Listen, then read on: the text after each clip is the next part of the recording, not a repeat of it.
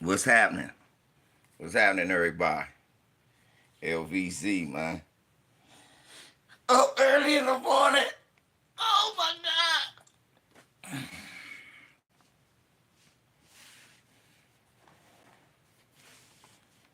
Man, wait for people to get in here so they see what the fuck I'm talking about today and where I get this shit from.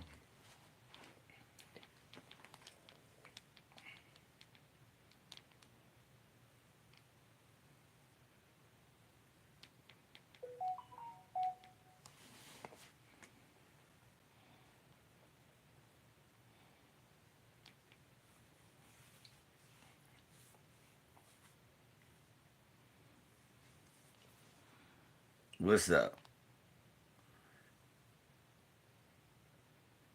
I'm getting tired. What's up, y'all? I've been doing a lot of as of late, I've been just sitting here watching a lot of hip hop videos on just little documentaries, and I'm noticing something. It's a guy named Luista talking about how Eminem ruined Benzino's reputation and how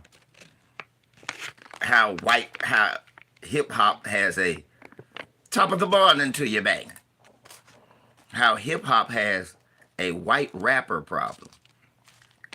How we didn't accept rappers just because of the color of their skin. See, this is why I have a problem with others talking hip hop. Cause motherfucker, y'all wasn't there when they was calling it jungle music and nigger music and this, that, third, and saying it wasn't really music and all of that. Taking the slings and arrows when your parents were sitting there for listening to hip hop back when it was Run DMC and all of that shit. All you vultures, hey man, it's music. Music don't have any color. Yes, it does. Yes, it does. Hip hop specifically knows color. It was born out of the black struggle. This is why we are straightening Jamaicans and others who are trying to tether their way onto our culture, because you have to understand that hip hop was our first meaningful music in the new age.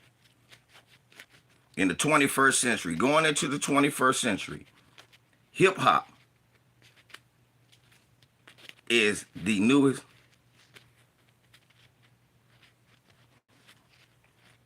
Yeah, but Derek Cologne, no, he's not the worst. Honestly, this Luisita dude is much worse. He's getting 960 views talking about 960,000 views talking about how Eminem was shamed out of rapping because Mac Miller, how good Mac Miller was, but we didn't like him because he white. No, we didn't like him because he was white and corny.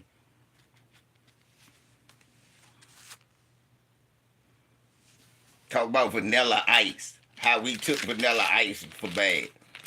Because everybody knew Vanilla Ice was a fucking fraud. I have 12 Vanilla Ice fans in here. Smash the like. Village Brother, what's up? No, hip hop's not the new buck dance. Buck dancing is always going to be buck dance. Hip hop is the new thing they're trying to colonize and take from us. Actually, that's what hip hop is. If you go on YouTube, it's a bunch of white guys talking about hip hop. Go on YouTube.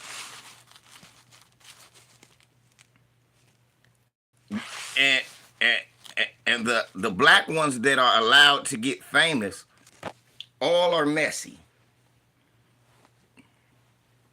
I want you to think about it. The white guys that talk about hip hop Every last one of them universally, if they're not black, they're saying Eminem is the greatest. That's my first problem. Then my second problem is the black ones that are allowed to make it mainstream, like DJ whack ass gimmicks, he's only doing it in a negative light.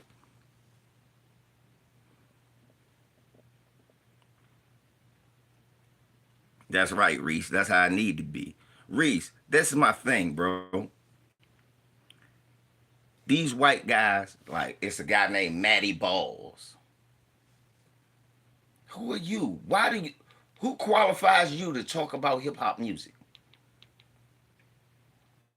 This Luisita guy, this Spanish guy right here with the red hoodie on. Who qualifies him to talk about hip hop? What qualified him to be a a voice for hip hop?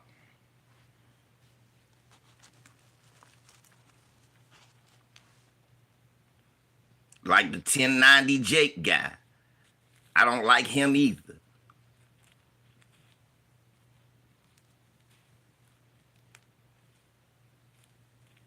Yeah, thank you, DJ Reese.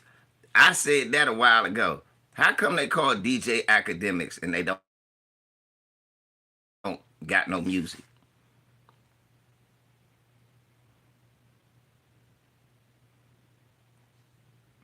Yeah, but the only problem is that every prominent or great MC is black.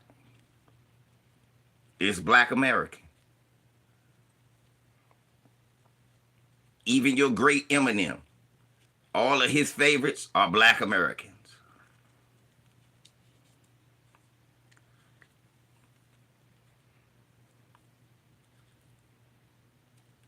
So even their precious, right, Ted, even their precious Eminem, his favorite, black rappers.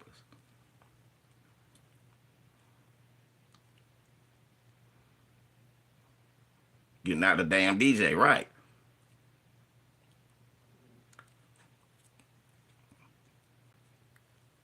Look, another thing. If you just put on music and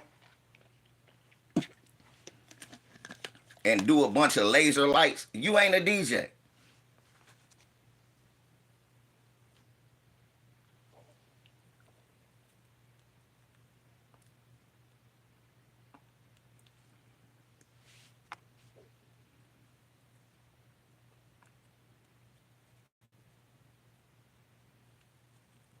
You're not a fucking DJ. You're just a laser light dude.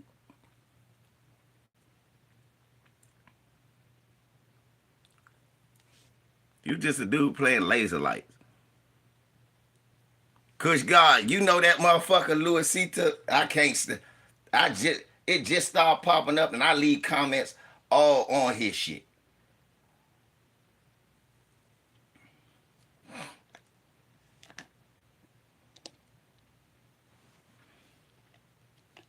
I looked at a video he did talk about hip hop has a white rapper problem. No, hip hop has a colonizer problem. I got 10 colonizers in here. Hip hop has a colonizer problem. White people wish to colonize our music.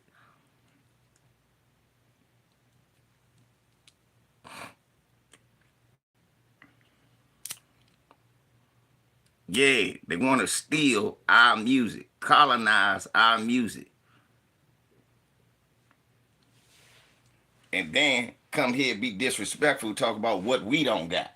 Y'all don't got no culture, y'all don't got no, like Busta Rhymes.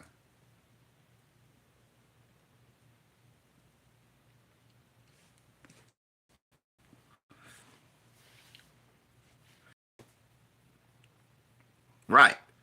Thank you. We not letting our music go. Motherfucker talk about drill rap came from London. Somebody said, well, it's destructive. Let them have it. I said, no. They can't have that either. I don't give a fuck how destructive they think drill rap is. You can't have it. You can't have no drill rap.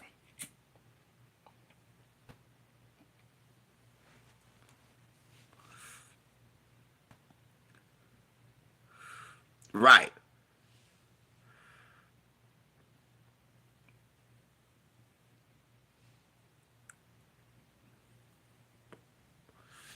I don't give a fuck. Cause look, it's our kids dying and going to jail with that music. Nobody else can have it.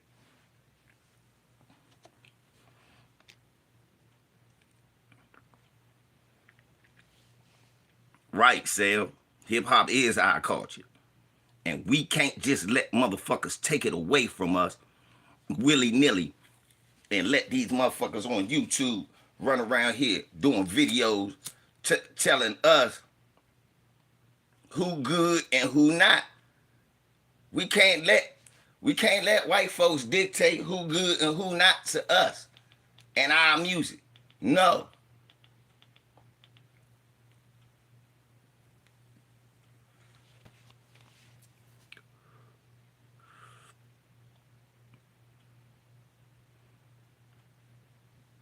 Shit alone, bro. Right. All our shit need to be gatekeep. When I seen that Louis C. dude, I spammed his video so hard, y'all. Let me show y'all. This is some insulting shit. Let me show you the shit that he's doing. A video he put up. Fair use, YouTube.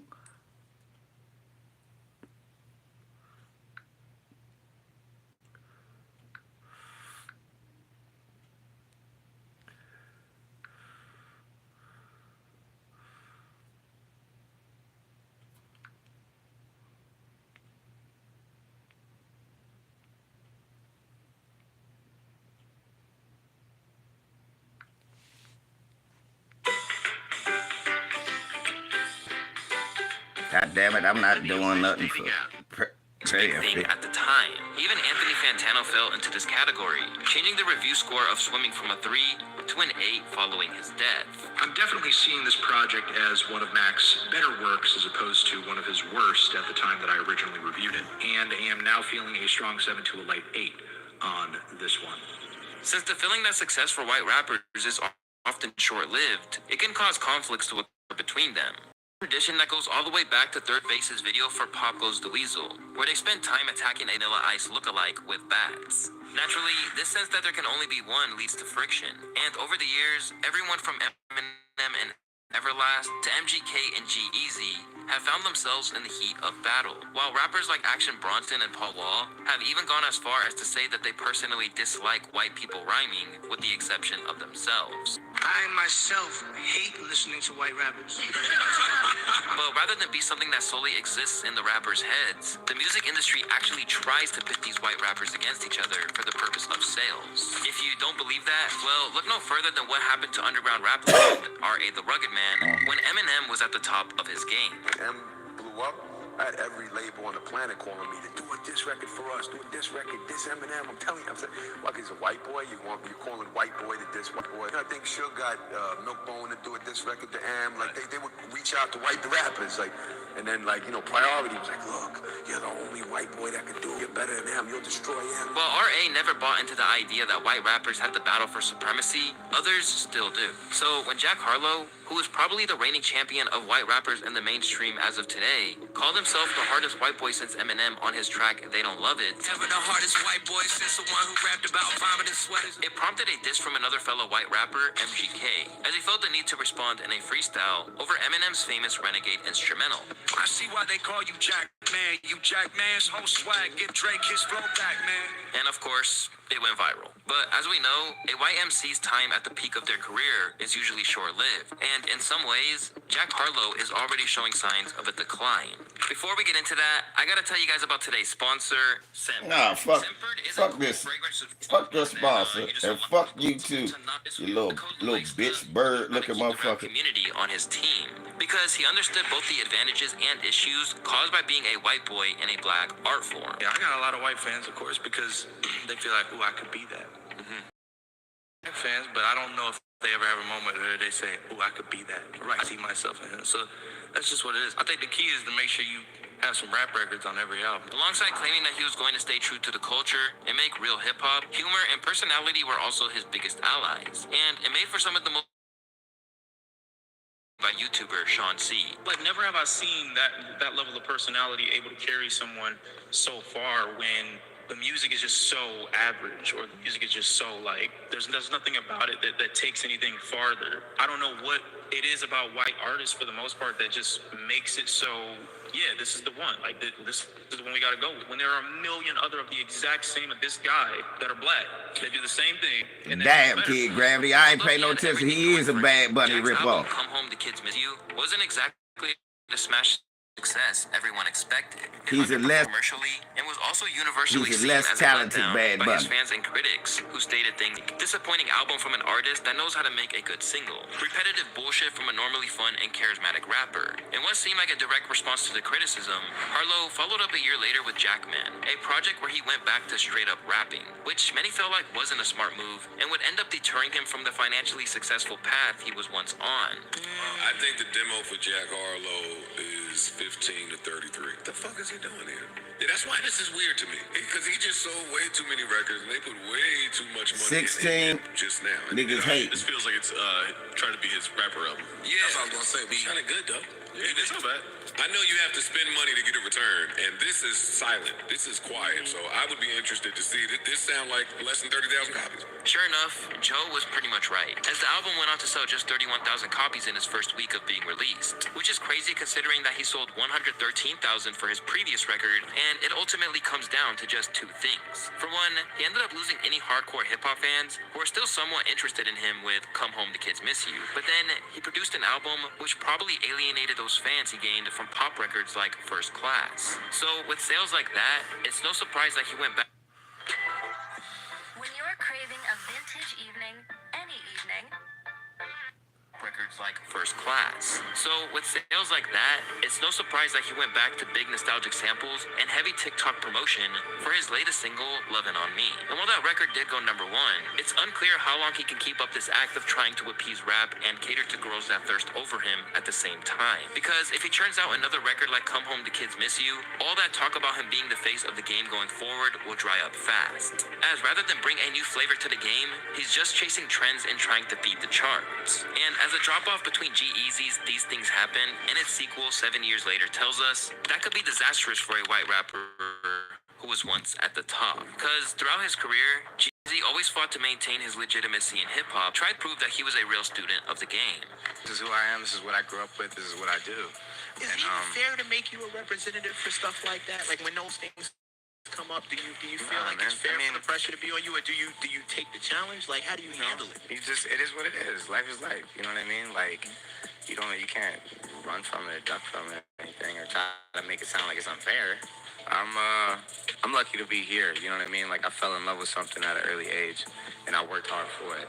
When on the rise, the Bay Area rapper was pulling in respectable numbers, like 47K for his project titled These Things Happen, and working with megastar Cardi B, Rocky, and French Montana to create hits like No Limit, which accumulated over 600 million views on YouTube. With his 2017 He got album, 600 Beautiful million and views Damned, with these selling a niggas who whopping couldn't get one that's it. 122,000 copies in its first week. People were truly amazed to see that just 4 years later, the sequel These Things Happen 2 sold to just 19K in that same time frame. His fans claimed that they felt like he had simply given up after losing his momentum, essentially marking the end of his relevance. These days, G-Eazy has been trying to sing instead of rap on recent records, as he probably saw the usual writing on the wall for white rappers and tried to evolve to stay relevant. However, some rappers were smart enough to make transitions to other genres just before the rap bag eventually dried out, such as Post Malone and Machine Gun Kelly. After he leaned out of hip-hop, Post Malone started dabbling with making country music, and he still somehow managed to sell out arenas. As for MGK, turning to pop punk pretty much saved his career in his own estimations, after his feud with Eminem made him hip-hop's favorite punching bag for an extended period of time. Now, after proving his success in another lane, he's hoping to reclaim his spot by doubling back to rap. But just because he's found success in this new lane, it doesn't necessarily mean he's immune to the wolves that surround a white rapper's inevitable decline. Elsewhere, you have people like Lil Dicky, who literally claimed that hip-hop was nothing more than a stepping stone for him. I guess I've always kind of thought that I was meant to be something, like from an entertainer have perspective. And the first thing that, like when class clown in middle school, high school, like the feedback was generally like, you're a funny person. Yeah. So the reason I started rapping was to be noticed as a comedic presence. Like I started rapping because of that purpose. By using rap as a way to fulfill his dreams as an entertainer, Dickie used the fame he did have to launch his show Dave, and didn't drop a single record for 9 years. And in the TV world, he got respect that he never received in rap circles, as proven by the fact that when he finally returned to the rap game by releasing the soundtrack to Dave entitled Pennant, the response was so muted that he only sold 16K first week. And the numbers on YouTube are a long way from the 760 million he pulled in for tracks like Freaky Friday. The bottom line for white rappers is that if you're trying to just exist in the current space like Jack Harlow does or G-Eazy and MGK used to, you're always going to experience hip-hop gradually looking past you to the next big thing, where white MCs in the underground, like LP, ASAP Rock, and Atmosphere, have maintained huge fan bases by bringing something unique to the game. The Caucasian artists in the mainstream are often willing to reach the footsteps of what's popping commercially. And until someone like Eminem comes around again, who takes the mainstream and turns it on its head, we're going to see a lot more white rappers before. Once again, I just want to say thanks to... Okay, let's do this Eminem talk.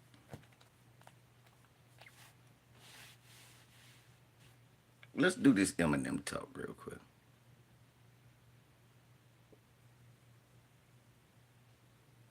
Yeah, Summer Jam and all that did stop.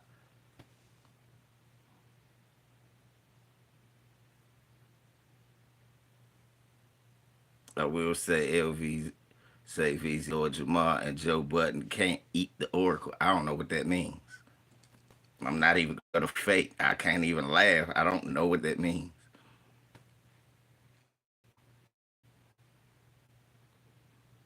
You can't have nothing ourselves. Dad, this my thing.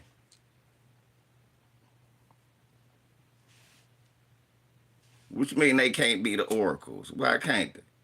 I don't, well, Lord Jamar can. I ain't no Joe Budden fan. But Lord Jamar can.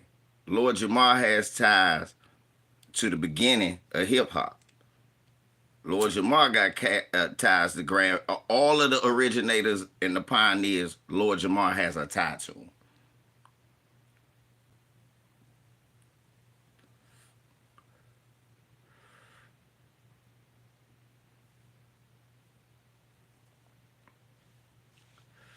Ice Cube 10 times better than Eminem.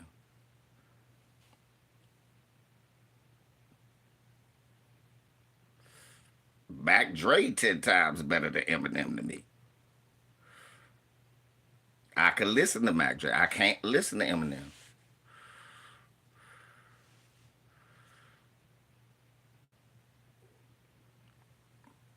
Give it Terrence Crawford for having Eminem walk. Yeah. Yeah, that.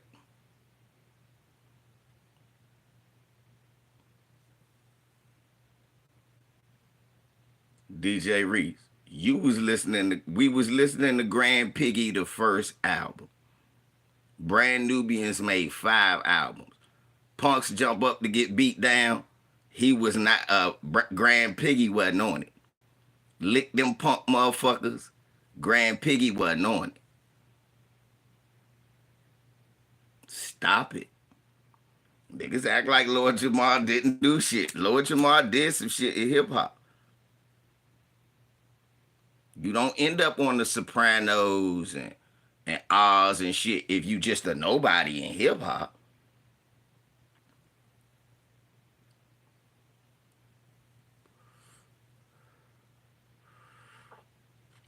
That's true. He did. He did. He stole a lot of people, but nigga, everybody stole from Trouble Funk. Don't touch that stereo. You've heard that in 50 different songs. And people that made more money off it than Trouble did.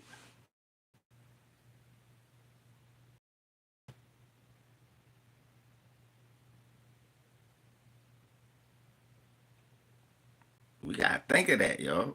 For real. So, I don't know if y'all heard Moron Games.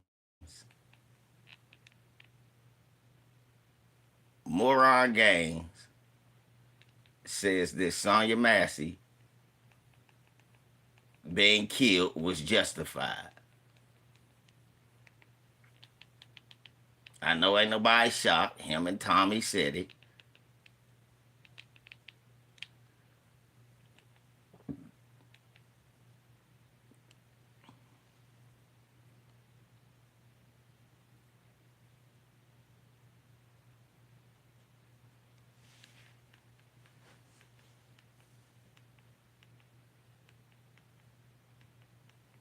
Yeah, Moron Games said that let me play it for y'all. Let's see if I can play this.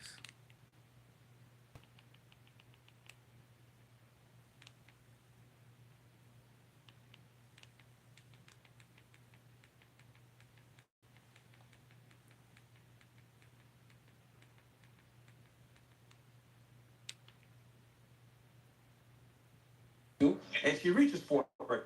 He Okay. wants to Monday morning quarterback and be like, this guy was a problematic individual. He had a DUI. Up in the air. Okay, so a couple of things that I want to address there with you. So first and foremost, I know this is going to sound awful when I say this, but I'm going to say it anyway. It's irrelevant that he left all those other police departments and he might have had some trouble in the past, and I'll tell you why. Because when you look at a use of force incident, you have to look at that incident in isolation. You can't look at the officer. No, you don't. You don't. That's absolutely not right.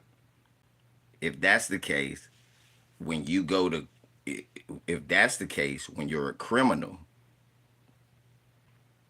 your past deeds affect whatever crime you committed.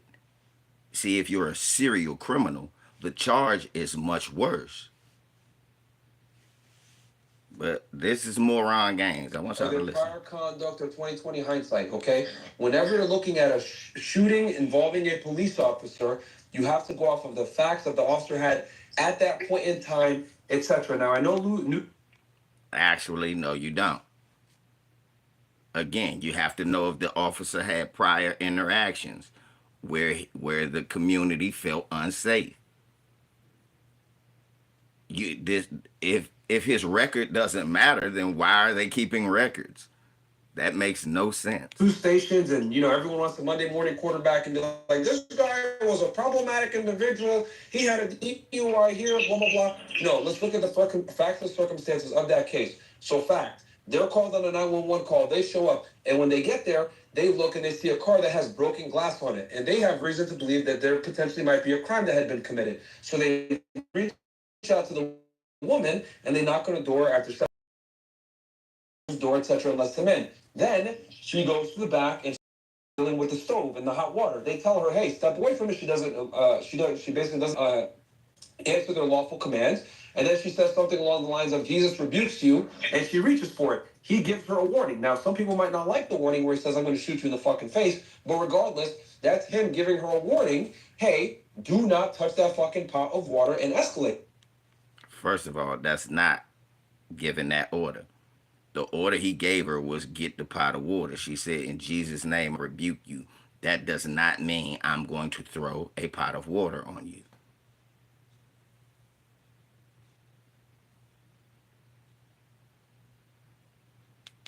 So what does she do? She takes it and then she gets behind the counter. They can't see her. Law enforcement is trained to always look at the hands and look for the hands. If you don't see the hands are the things that can hurt you. So what does she do? You can see her put her hands up for a bit, but then you can also see her start to hurl the water at them. Now look, bro, they don't have to, she doesn't actually have to, Nobody sees her. Deadly weapon, hot boiling water. That can really fuck you up if it gets on you, dude. So, that threat. Now, the reason why I think he was obviously prosecuted and persecuted the way that he is yes, the background that you mentioned, the fact that she's a black woman, and the fact that, let's just face it, it's in the state of Illinois. Illinois is a blue state. They are terrified. Yeah, Tamaris. Of another George Floyd riot. They don't want their fucking cities getting burned down. So the prosecutor's office is like, you know what? Fuck it. Let's go ahead and get this guy arrested. Let's keep the fucking civil unrest down. Make this political, and let's let a jury of his peers judge it. I think if this guy...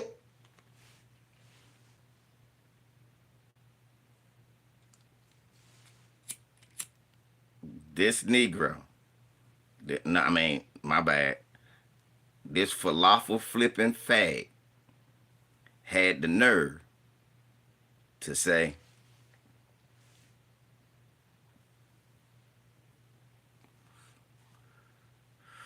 That gets a half competent attorney, he'll be able to beat this thing.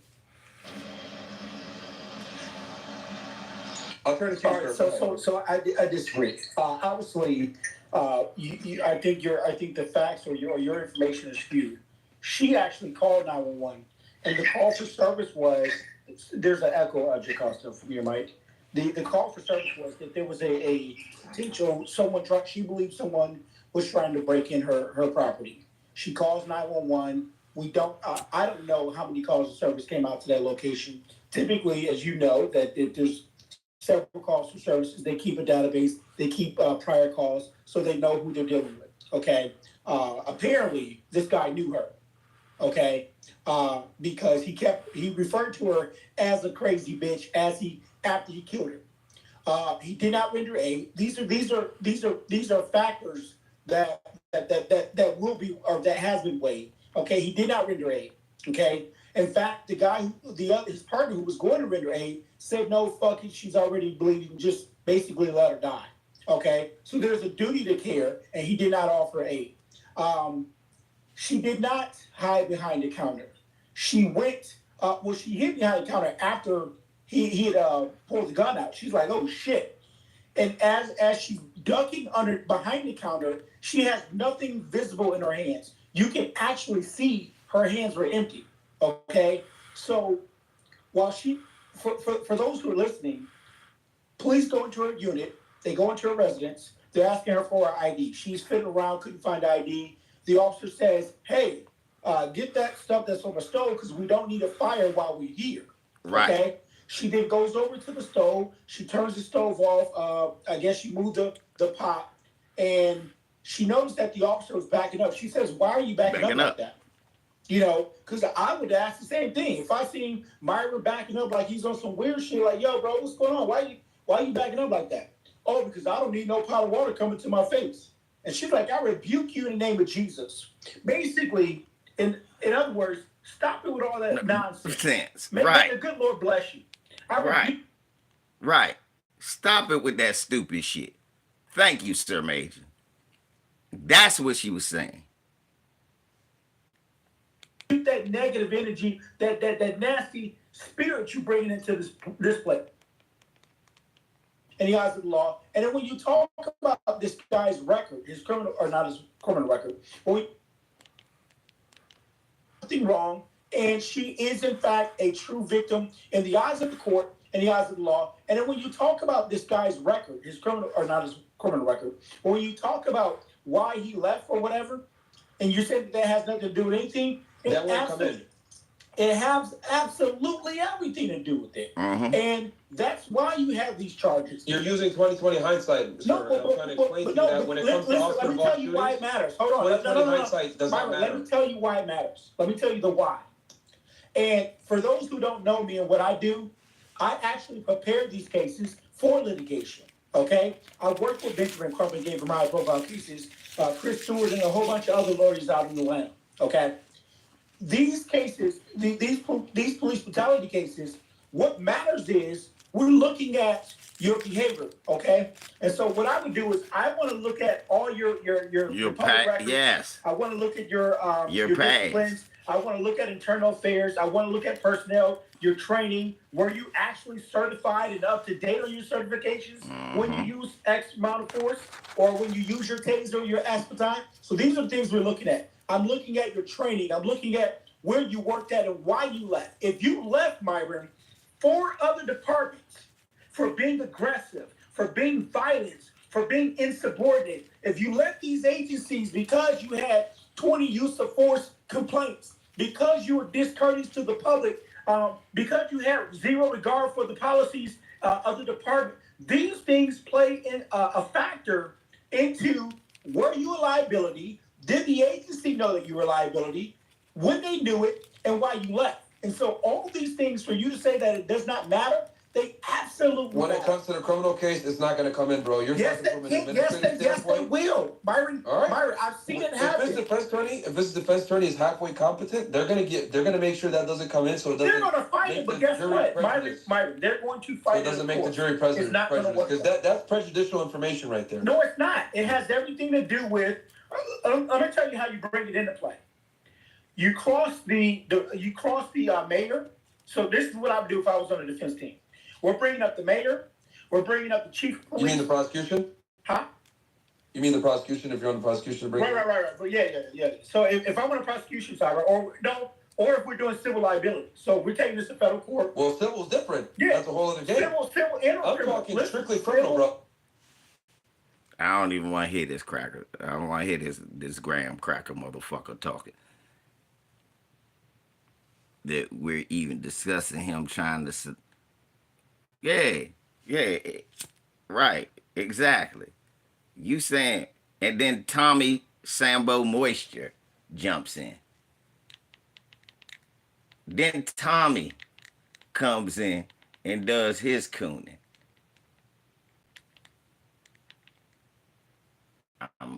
I don't.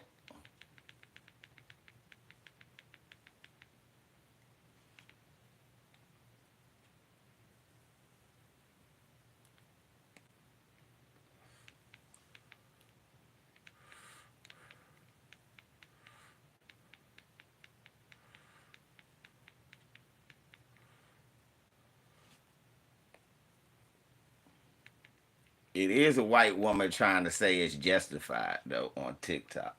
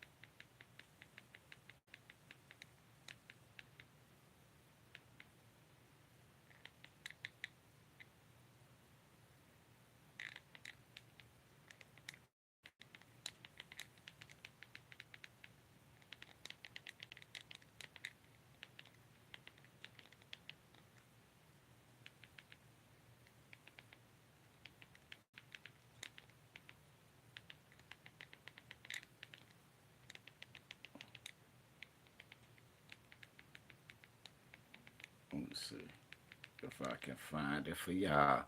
What's up, Bertha Cuss? What's up? I'm trying to find this damn video. Here we go. Imagine today you're off work and you feel like enjoying your beautiful home. You turn on your nice flat screen television and then you want to look at Netflix. You're tired of your favorite shows, so you... Oh, that got to do with anything. I'm going to fast forward. It comes true to form, but something like this only happens in Hollywood. Let me see. I decided to show you that she did, in fact, throw a large pot of... Yeah, this Tommy does a motherfucking... Okay. Esty, who called the police because she figured that somebody was trying to break into her house or someone was around her house. Now, at the car, or around her car, was a broken glass, which we'll get to that in a minute. And so the police were called. Pay a water bill. And one of the officers responding to that call was Mr. Sean Grayson. Now, I won't waste your time. We all know what happened with the interaction. He comes in the house. She rebukes him in the name of Jesus. There's an alleged water throwing attempt on him. He shoots her. She's gone. But wait. Before I get into that, I want to talk about some of the people who have commented negatively about this situation. One of those people is Tommy Sotomayor. What did Tommy Sotomayor post? He says this: after all the lies blacks, Democrats, and liberal media have told about what happened to Sonia Massey, I decided to show you that she did in fact throw a large pot of boiling hot water at the cops before being watched. And can you tell me why they're openly lying about what happened? Now, so many people were triggered by what Tommy said, but I won't even deal with that right now because it's not important. Another supporter of Tommy, Myron Gang, says, Tommy telling the truth as usual. Boiling hot water is definitely classified as a deadly weapon, and this woman threw it at this cop after being warned not to. This is a clean shoot, and I'm shocked he was actually arrested thanks to the liberal media putting pressure on the prosecutor's office. If he takes this to trial, he will win. This was a dog and pony show arrest with no chance of being proven guilty, behind a reasonable doubt to keep the masses from rioting. Now, I have watched the video, and of course, I don't see anybody attempting to throw anything. But I do see an officer who was upset that a black lady or a black woman says, I rebuke you in the name of Jesus. That's what I see. I see somebody getting very upset about that. But let's talk about Officer Sean Grayson for a second. Here is what one particular specialist said about the issue. Sonia Massey called 911 to report a prowler outside of her home, and Sheriff's Deputy Sean Grayson and his partner showed up. You see them outside and then inside her house. Mistake one, according to University of Pittsburgh School of Law professor and use of force expert. Never had to happen. David Harris. The whole encounter could have ended on the front porch. Deputy Grayson eventually instructing Massey to check on the stove. He says they don't have a fire well there. That's when things take a turn. Massey turns off the stove and picks up a pot. Harris calls this the pivotal moment. She simply says, while she's holding this pot of water, I rebuke you in the name of Jesus. This is not a threat. This is not a sign of danger, but this causes one of the deputies to pull his weapon. Deputy Grayson, who raises his gun. Massey is seen apologizing and ducking for cover. That's when he shoots her. 3 shots are heard. It just gives no basis for using force, and certainly not deadly force. Now see, here's something that we're not even talking about. The reality is that this use of force expert says Officer Sean Grayson should not have been in the house at all. There was no... Didn't I say that? Didn't I already say that? Didn't I say that? Didn't I say, bro, it was no reason for him to be in that house. He was getting called to investigate a prowler. He should have investigated outside. He should have just made sure she was okay. Made sure, he was like, is nobody in there? You need me to come in? No, I'm good. Is somebody out there though?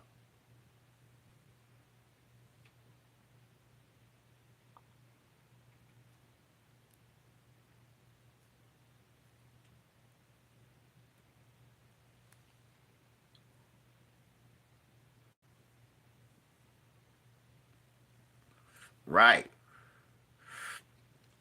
What I tell you, Reef, I said all that. What I say, Reef? I said he had no business asking her for her motherfucking ID and shit in her house.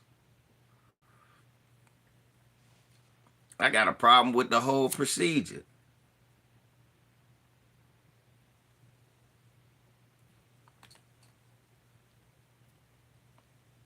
And here it is, a motherfucker expert on shit like that, saying the same shit I say.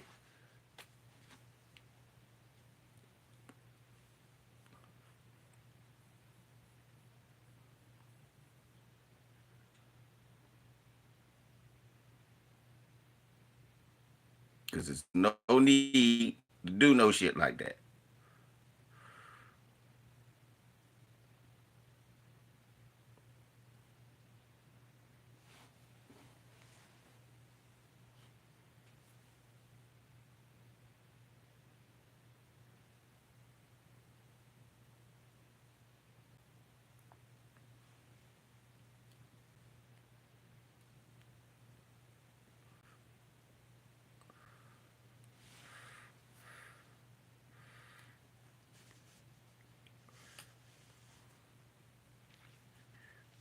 guy. Everybody that's trying to defend it can eat a fat one. This woman had up to 0.51 seconds. Yeah, she didn't even have a real second before this man was firing down on her. And to hear this motherfucker say this shit, talking this shit, and Myron both out here talking this dumb shit. Imagine even somebody retarded like when you feel like even somebody like O'Shea could get this right. Even he got it right.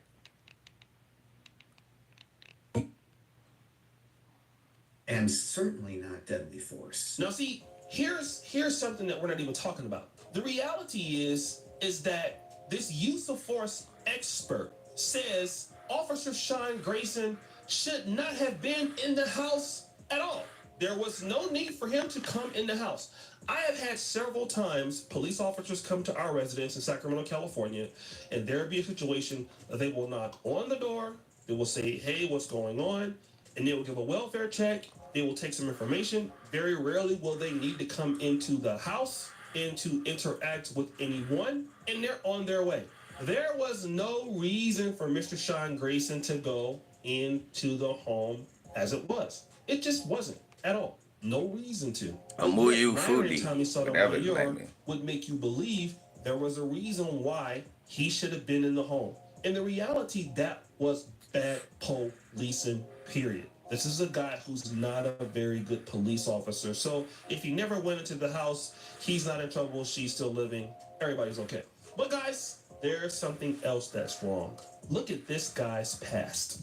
Records show the former deputy who shot Sonia Massey worked for multiple departments in the state of Illinois in just a handful of years. Senior investigative reporter Paul Vassan delves into how law enforcement officers in the state of Illinois control our anger or emotions when we hear the people legal speak experts on tell us murder. the state of Illinois has something Missouri does not have, a way to search for police officers to check their work history.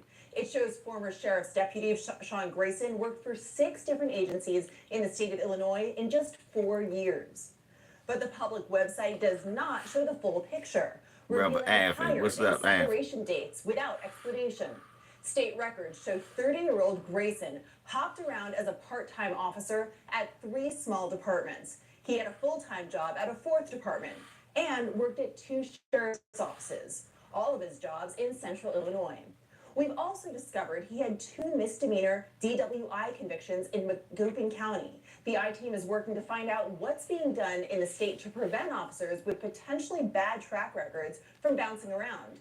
Industry sources tell us it's the responsibility of the Illinois Law Enforcement Training and Standards Board to allow an officer to be hired somewhere else.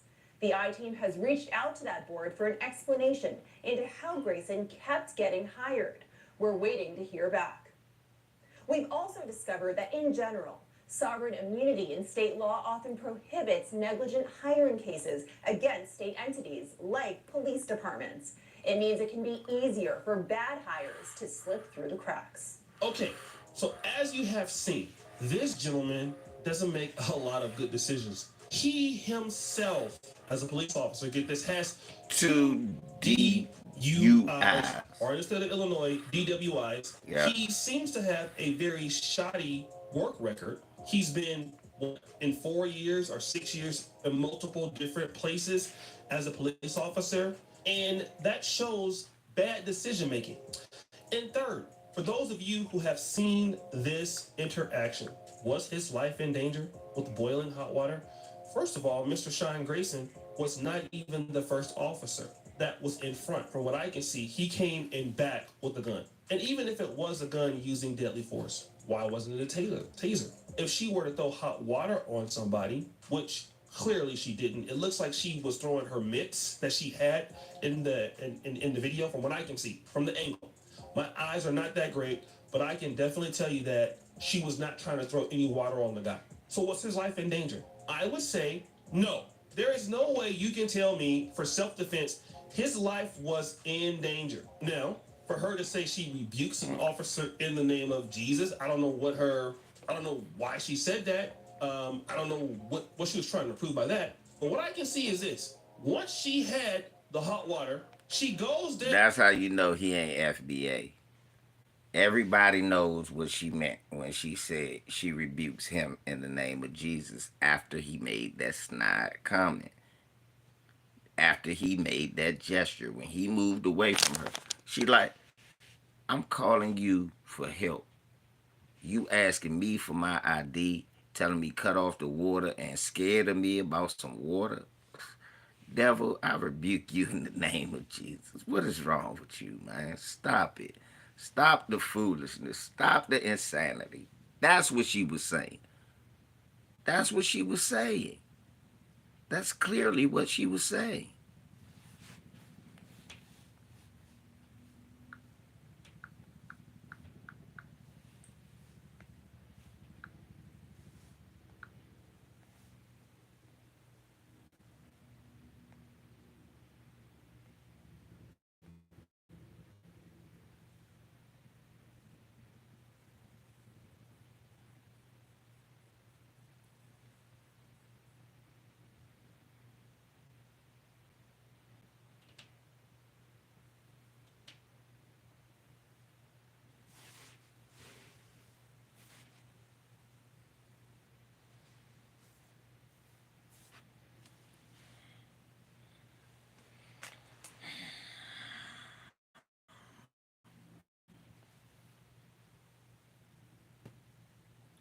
Salute, Max.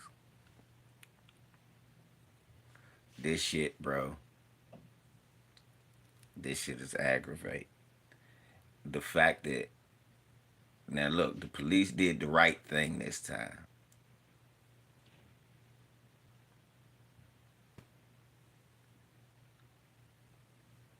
You know what I'm saying?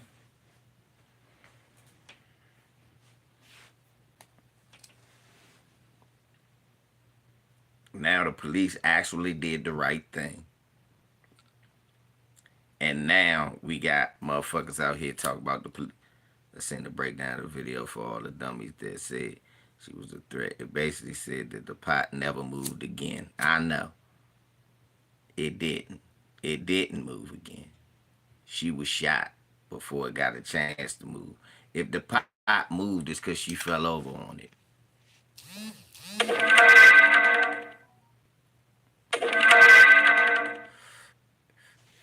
This, for anybody say, well, it was water, he said, by his boot.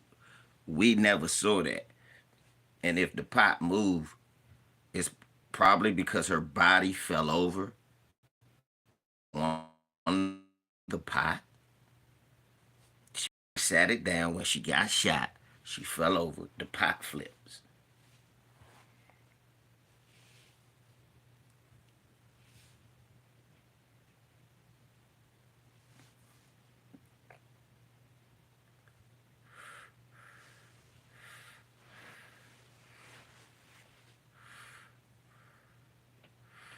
I'm telling you. We got some snakes running around here working against our community. We got to get them out. Tommy Sotomayor, a Move Foodie, and any other motherfucker, whatever his name is. A Move Foodie or whatever the fuck his name is. Fuck him. Did y'all hear me on Tariq Live? Who heard me on Tariq Live? Who heard Tariq Live? Me going on the herb, dude. Who heard me on Tariq Twitter? Shouts out to Plant Base. Shouts out to Plant Base too.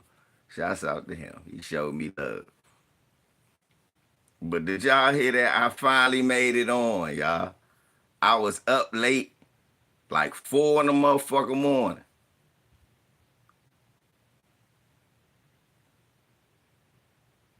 Whole lot. Gotta behead them snakes. But who heard me 4 in the morning?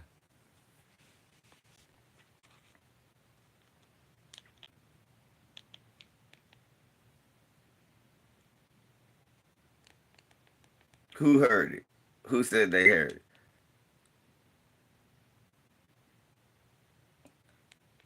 Gay. What I tell them? Let me see if I can get to it. I was on Tariq jump with the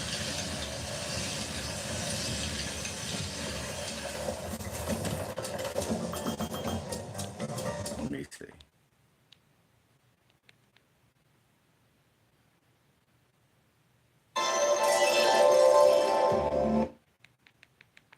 You ain't hear me on Tariq Live. I was on his live space. I was on his Twitter space. And he just put the video up and you can hear me on it.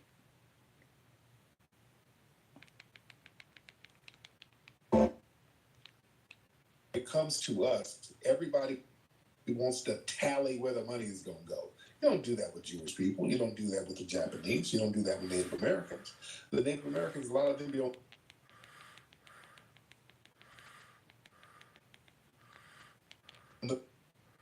Man, if you don't stop the liquor store that called the police on George Floyd, there were some Palestinians who owned that. You understand? So yeah, this liquor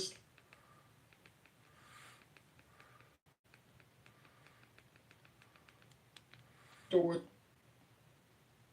That's an Arabic name. How can I use semantics? And I've never met a foundational Muslim in Canada. You're not. Oh.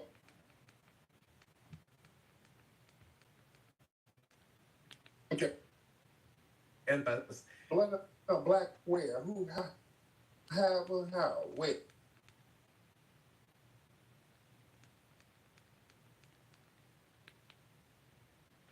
Lives of their children more so than many other groups. I like to hear that.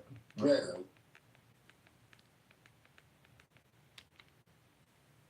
Y'all be doing all that. Y'all be over here trying to get nose jobs and pretend to be Italian and all that. Y'all be so ashamed of your damn background sometimes. You know? On the internet is bullshit. They ask you for me as brothers. No. There's slavery going on up in there now.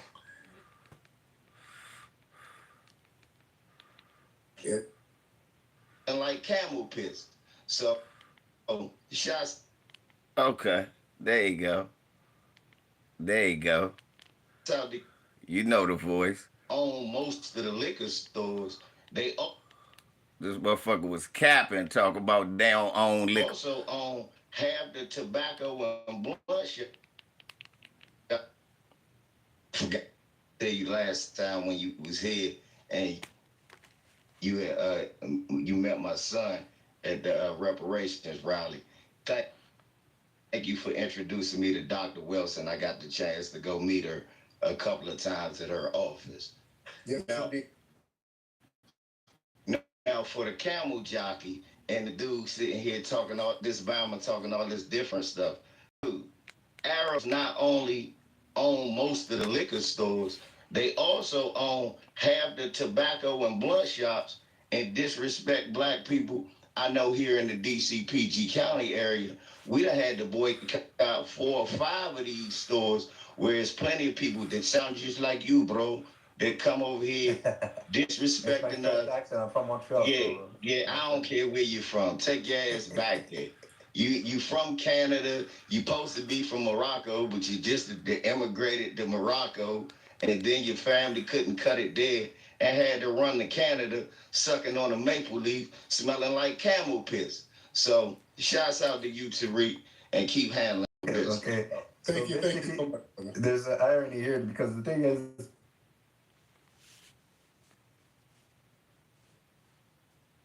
sucking on maple leaves, smelling like camel piss, smelling like camel and moose. They smelling like camoose. This camoose smelling motherfucker. Running around here smelling like camoose.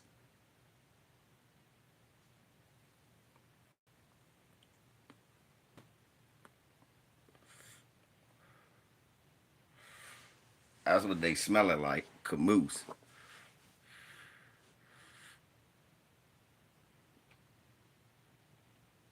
Yeah, you don't want to join with me.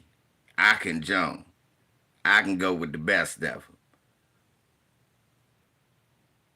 What you say? I'm bald head, nigga. I knew that when I woke up.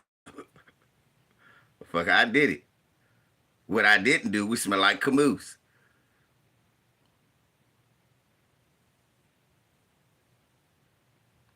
Yeah, ain't nothing ironic about what I said. He was talking about he has Muhammad Ali.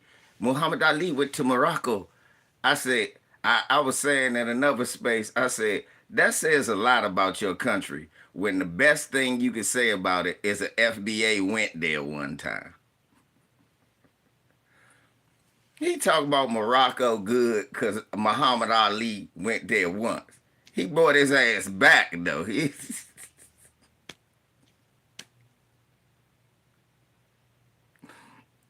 bought his ass. He act like Muhammad Ali. Oh, I got to stay here. Fuck. That nigga Muhammad Ali said, I'm going back to Kentucky. I love these motherfuckers, but nah, I can't live here.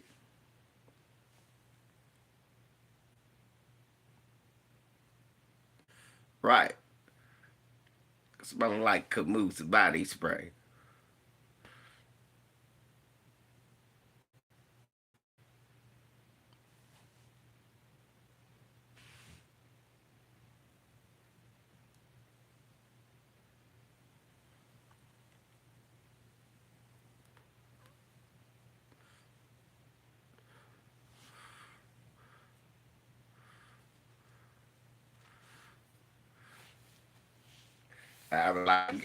I should have got back on. Like, hold on, because now you talking out of pocket. Now you speaking out of turn, brother.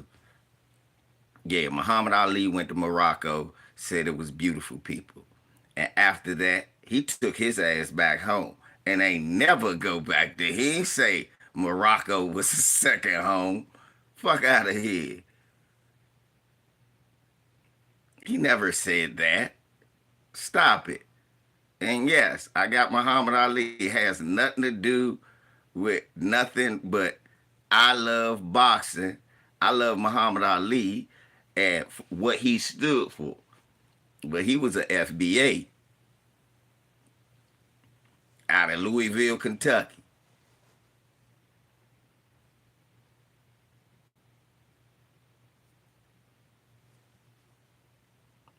Right. Motherfuckers smelling like Camel Pee and knockoff Jordans, bro. They got some Eric Gordons instead of some Michael Jordan. Right. FBAs are the greatest group of black people assembled in the world. We like the Avengers. The FBA is like Avengers. When shit happened around the world of black people, FBA assembled. That's some bullshit. Hold on, we're gonna do something. The niggers might burn something down.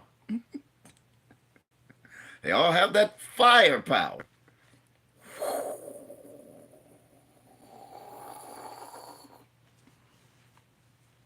We gonna trick you white folks next time we do some shit.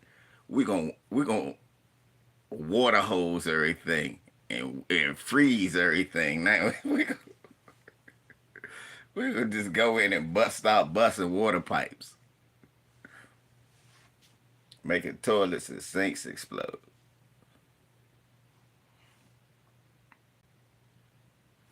Let's say, Lala, when you went to Iceland, I said nice things to the people because they respected me. I don't want to go back. Right. You went there once. It's time to go home. All right. What's up, 503, man? Motherfucker gonna sit here and talk about Muhammad Ali went to Morocco. That's the best thing you could say about Morocco. That's the best thing. Muhammad Ali went there. Okay. But he came back home, though. He ain't live there. Nigga, I seen him in D.C. at Champs Cookies. I seen him in D.C. at Champs Cookies. Fuck is you talking about? On Martin Luther King Avenue. 1981. Fuck is y'all talking about? You talking about some Muhammad Ali. Yeah, I saw him and Sugar Ray in D.C. You talk about Morocco. He didn't live there.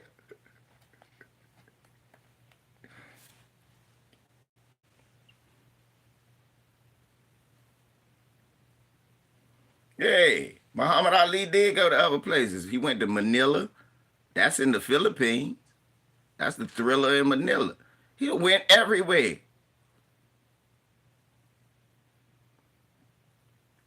England. He done fought in England too.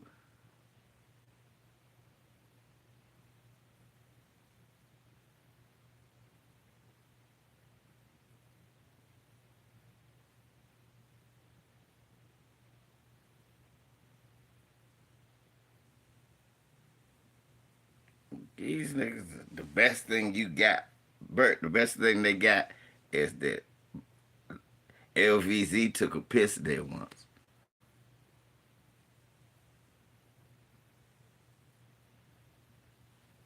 Right. It was in Monday Young's barbershop, 83.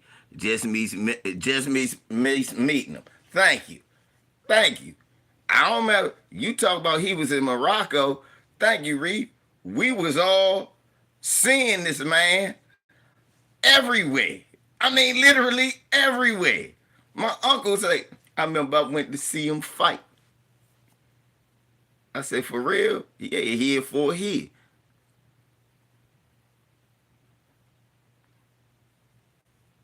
Yeah.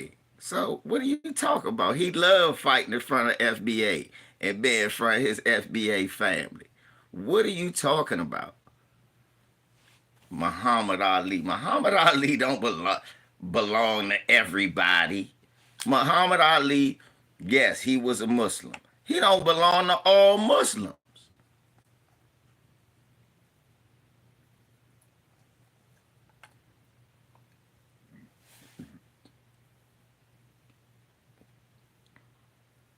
He don't belong to all Muslims.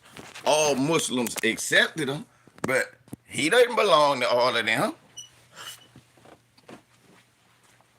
To the end, he rode with the NOI. They accepted him, tried to make him reject what Elijah Muhammad and them taught him, and he would never reject it. He just would accept what they taught him too. He was like, nah, I ain't rejecting what my teacher taught me. He the one got me into Islam. Muhammad Ali never rejected. Why you think he hung with Farrakhan? He never rejected Elijah Muhammad. He never rejected him. He regretted what he did to Malcolm as a result. But Muhammad Ali never, ever, I'm saying never, rejected Minister Elijah Muhammad. So, yeah, Malcolm X don't belong to them either. They act like, because he wasn't, y'all accepted him.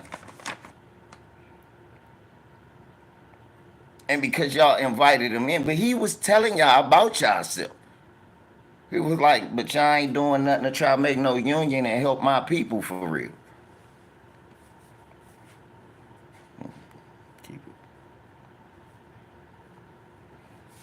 it. Adidas took his speech.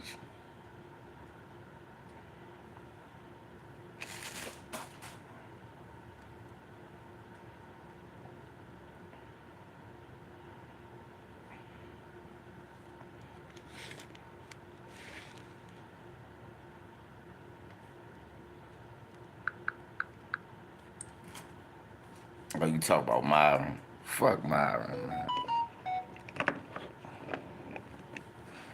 Run around, posing with his shirt off, still getting knocked out. How you lifting weights and shit, looking strong, sleep? What the fuck? What you lifting weights for if you still getting beat up? Bert, what the nigga lifting weights for and he's still getting beat up? You still get beat the fuck up. I look good sleep on the ground. No, nigga, no.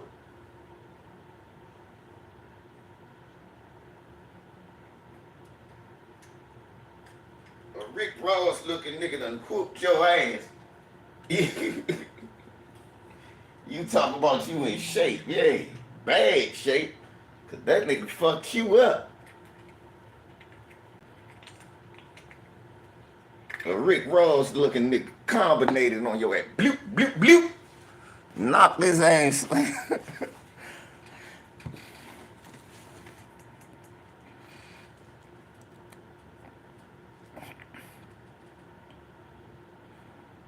You lifting weights. You can build up all the muscles you want. You can't build up your chin, Myron. That chin, and you can't miss that pointed motherfucker, boy. That pointed ass chin. Blah, right up on that jump. Yeah.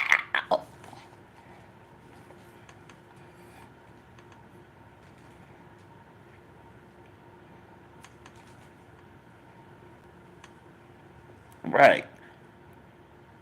You see why I hate Myron and Walter. Who is Walter?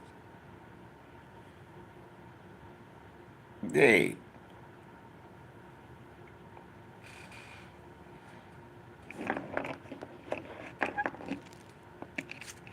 Sad niggas.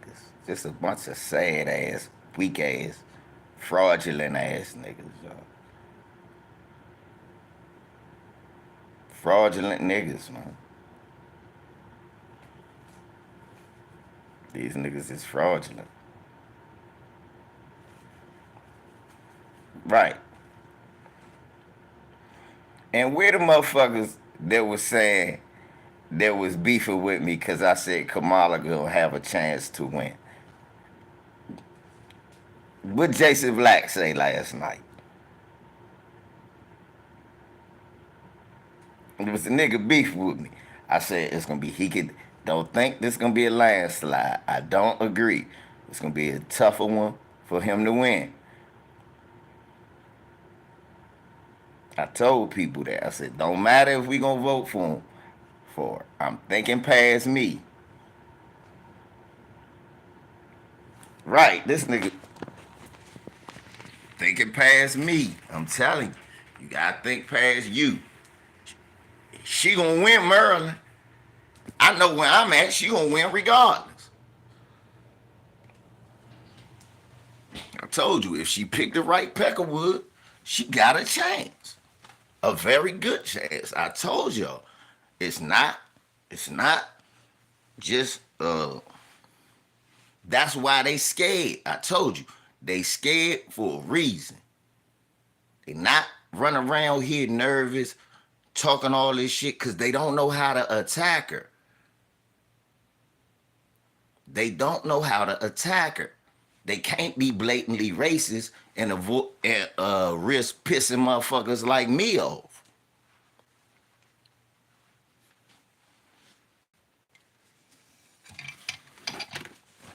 The silent majority. You can't risk pissing people like me off. You can't. I know it. Yeah, I'm a radical thinker, but I'm cerebral in nature. I am the type who will vote just to be spiteful. It's millions of people like me.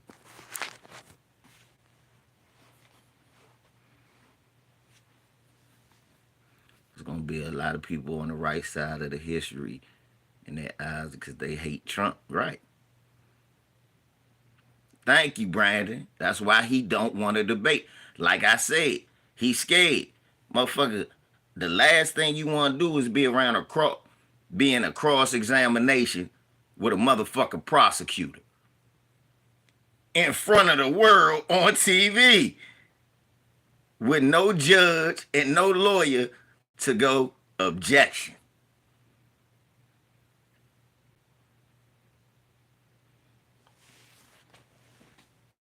You at the mercy. No, hey, the court gotta strike that. None of that. You at the mercy of the court. It's chilly in this motherfucker. I put my priest on. Yeah.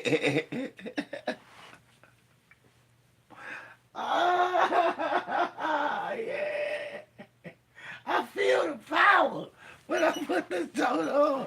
Priest. Priest hoes, baby. Priest. I just had to do that. The little kid is still in me. I love Priest Holmes. Ain't it though, Bert?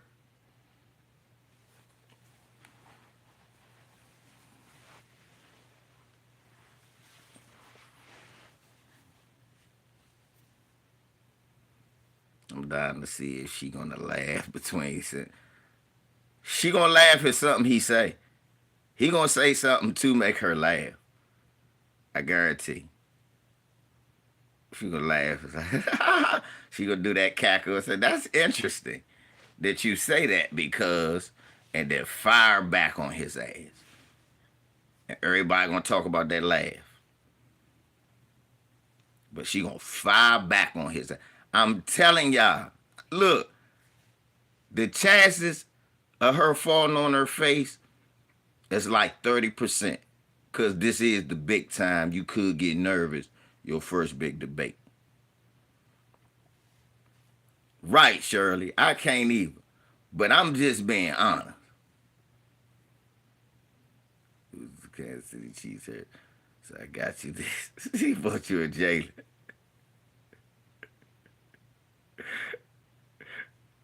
Losing to Kansas City hurts.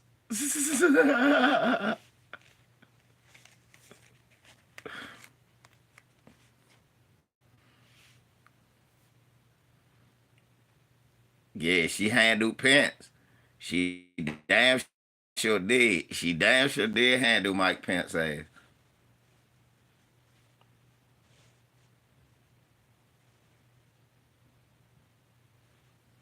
Right. They both do. They both did black people bad. They both don't have an agenda for black people. Their agenda is against us, not for us.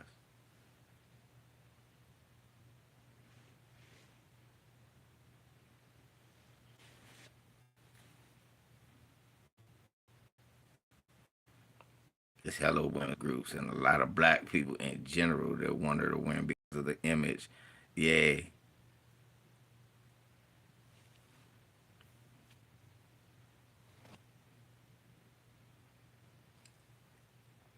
If she picks Shapiro or Tim Walz from Minnesota, it's over. Because y'all, let me tell you, the policies that Tim Walz got, nigga, made me want to move to Minnesota. Shouts out to Miss Danielle. I know why motherfuckers in Minnesota now. The policies this nigga came up with made me want to move to Minnesota. And one, he got shit done in a purple state.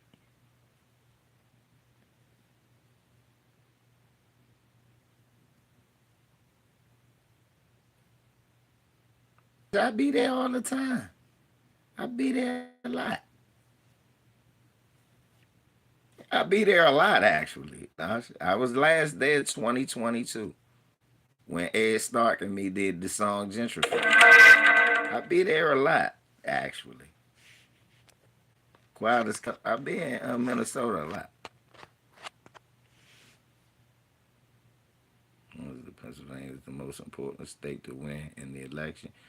Pennsylvania, Wisconsin, Pennsylvania, Wisconsin, and Michigan. If they gonna get Michigan, Pennsylvania, they need it. So yeah, that's why they need Shapiro.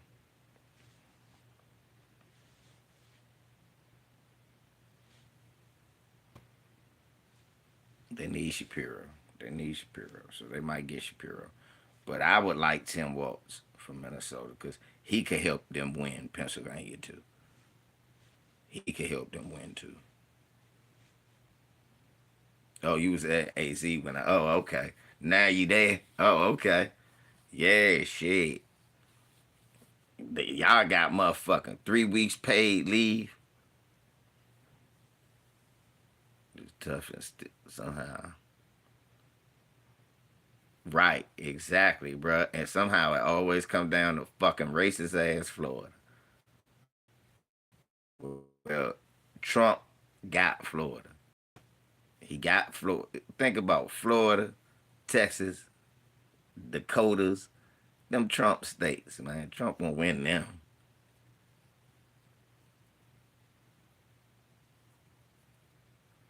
We gotta see how. For real, I'm gonna tell y'all what the swing state gonna be that nobody talk about.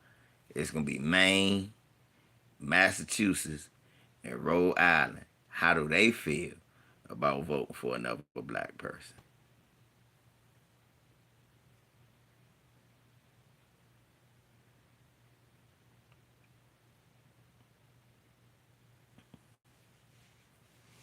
Yeah, if they lose Ohio with JD Vance, man, Trump gonna beat the shit out of his son. Yeah, I'm telling you, Bert. The upper northeast niggas don't know. That's just as racist as the South. It's no black people in the upper northeast. In the 2021, yeah.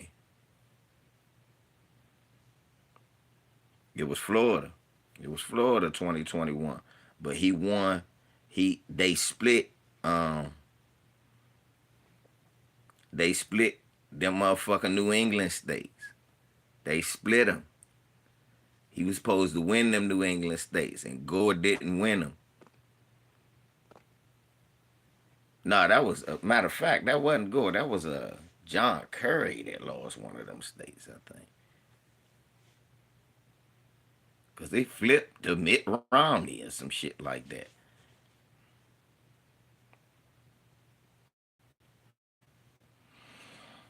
That shit crazy. Oh yes, that's what we mean. Showtime, Maine, Vermont, up there, Rhode Island, New Hampshire, those areas. Those are some. It's like no white. It's no black people there. Like ain't no black people there.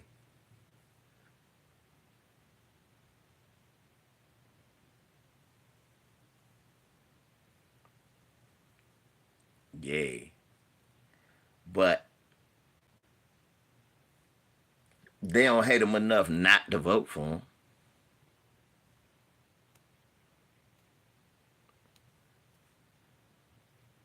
You know, these are the people of color in Connecticut, and right in Massachusetts. It is. That is what they are in Connecticut. No, in Bridgeport, it's black people. In certain sides of Boston, it's black people. But in other parts of Boston, it's Caribbeans and people of color. You're right. And Curry ain't beat Bush in '04. He knew shit was about to go up because remember, we was still in that dumbass war. Yep. Man, they told us we were going to free the gas and all of that shit in that war, man. The gas ain't never get free. We still need gas. Gas still high. Remember, that's what they told us in 2004. We need to win this war so your gas will be low. How did that work? That didn't work out at all. We're supposed to save the gas.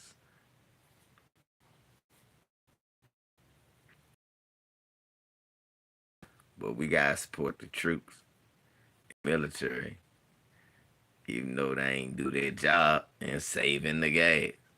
Turns out what they did was save the heroin and the ingredients to make oxycontin and get half the country high off that shit. Don't believe me? Ask any military member. When me and Harvey go live Monday, we'll talk about it. And I want y'all to seriously hear. Seriously, it's plenty of stories. People in the military know what I'm talking about. Where they stopped the war to put out the opium fields that they was setting it on fire. Remember that? You remember that Showtime? That they was setting during the middle of the war. Motherfucker, it was the middle of the war. It just kicked off. We went over there.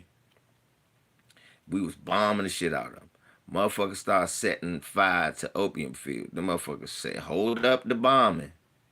We gotta put these opium fields. I remember they said it on the news. I'm like, why are they? Then they niggas was on patrol guarding the opium fields. I'm like, that's dope though. Why don't them motherfuckers getting that shit? Yeah.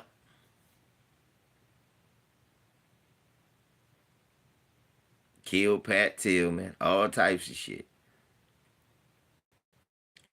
And seriously, if I think about it, right then they finally got the war settled. Then all of a sudden Oxycontin started going crazy. All these drugs that was linked to heroin like symptoms after you get addicted to them. It was right after all these drugs popped up right after that war. After every war, drugs always pop up.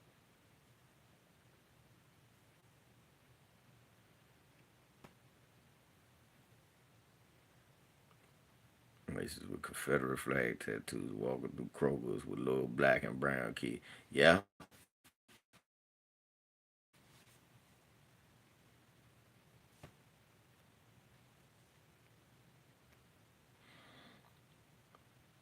Sackler family are the biggest drug lords. Hey, the Sackler family, the Sackler family probably got so much money tied into the military industrial complex. I'm trying to tell you that that's probably who they sat and blocked the motherfucking opium fields for. I'm telling y'all, money is power. Money can buy our military, not for a day.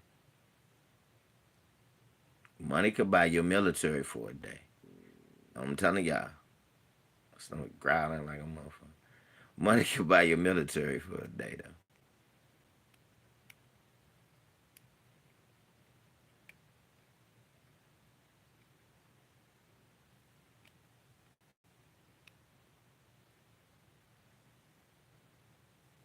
Hey, money buys it. Yeah.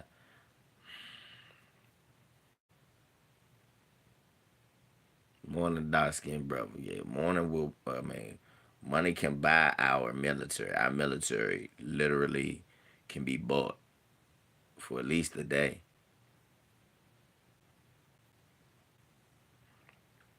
That's the difference. We talk about people who rich. These people who wealthy. Wealth moves the world, not richness. Richness is meant to run out. Wealth doesn't run out. Wealth is eternal. That's the truth. Wealth is eternal. Riches run out. You run out of riches. You don't run out of wealth. You pass down wealth. You don't pass down riches.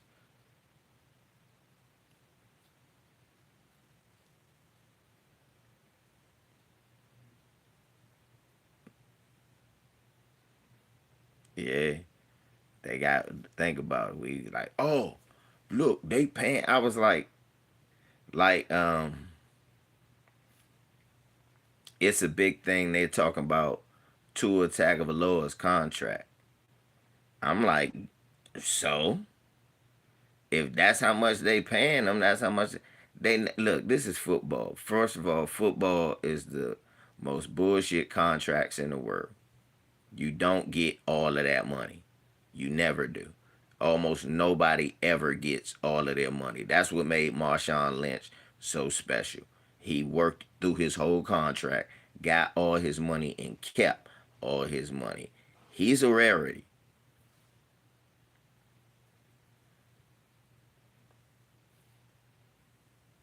He is a rarity.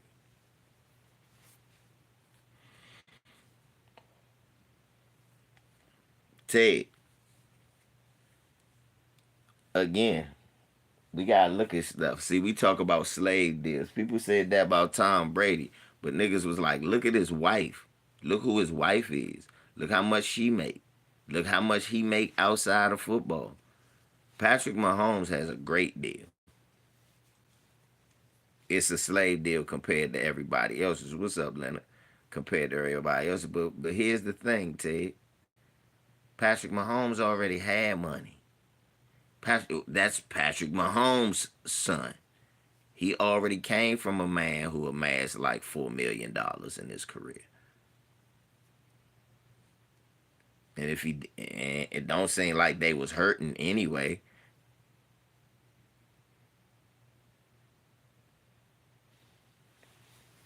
Right? Let's do it. That is the market. You get what the market demands based on importance. Tua might not be as good, but that's the market, right? That's the market. Tua ain't robbed them. Tua ain't robbed them people. Them people rob other people.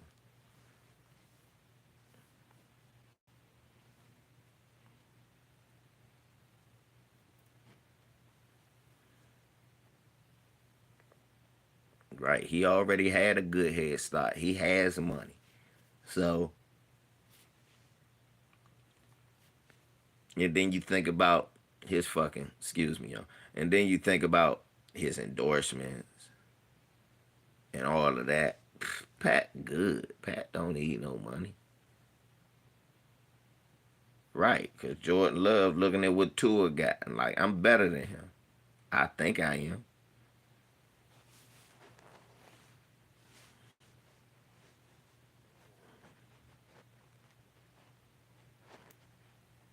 Right. The team making billions, Kev.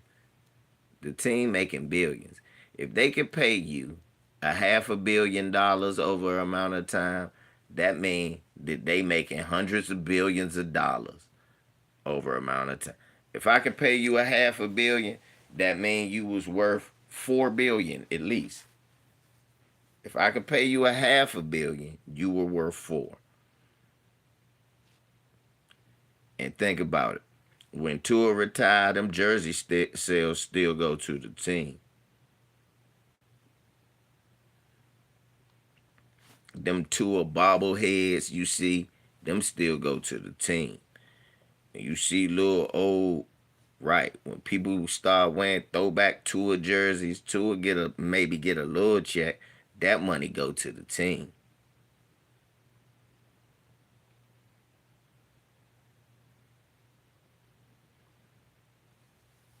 That's why Marvin Harrison Jr.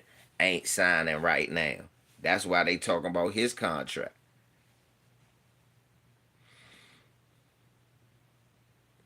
Right. So that's what I'm saying, Ted. Shit. Yeah, I give you this money. Cause if you give us the 3 playoff games, some people gonna remember the 2 years.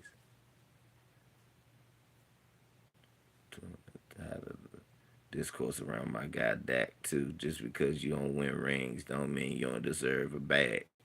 No, I'm for Dak getting that bag. He's not a bum. He got top 5 numbers, so he a top 5 quarterback based on last year. I gotta give it to him. He got top 5 numbers. He's a top 5 quarterback. Over his career, he's been the number 12 quarterback. But still, Kirk Cousins been a number 11 or 13, and he making big money. And they don't have no problem giving Kirk Cousins no money. So if they don't have no problem giving Kirk Cousins no money, I don't think nobody should have no problem giving Dak Prescott no money. Whether I like him or I don't like him, and I do not like him. But that's what the market, and you can't ask him to take a discount. I had an old Steve Young jersey worth a lot of money when we had a break, and they stole that jersey. Damn.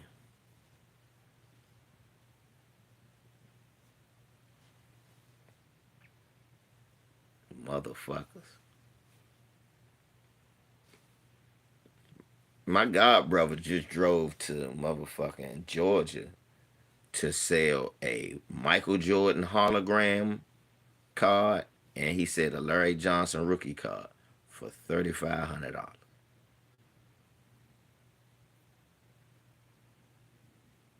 Oh, Derek Thomas. Derek Thomas. My Derek Thomas jersey, my favorite jersey.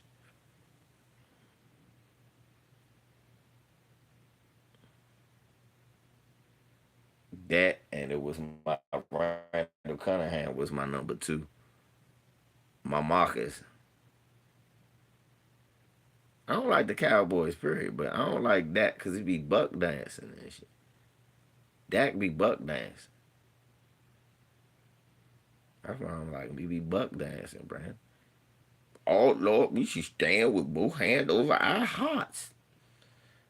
Oh, Lord. Yeah, that's why I don't like that. I don't like nobody to be buck dance.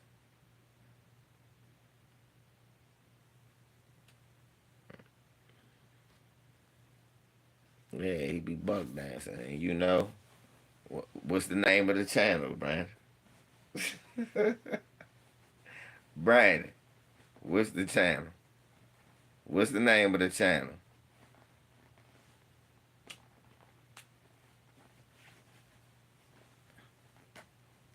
What's the name of the channel, though, Brian? You know the name of the channel. No buck dancing allowed. And I can't have you be right. Right. At my job. Pray for me. I don't know football. Oh, God, la la. Make sure you get as many Kansas City Chiefs as you can, baby. That's what you do. Say, who is this Mahomes guy? Is he any good? Let me get him. Get him, baby. Make sure you get him.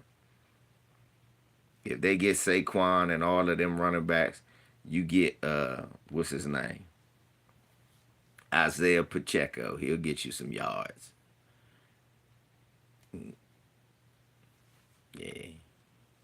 Yeah. Right, Brandon. So we can't I can't like that. I can't like that. I don't allow that.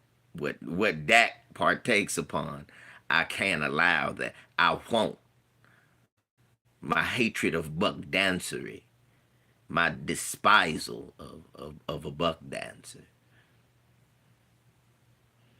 I'm just thinking of one right now. I'm smelling tap shoes is making me mad.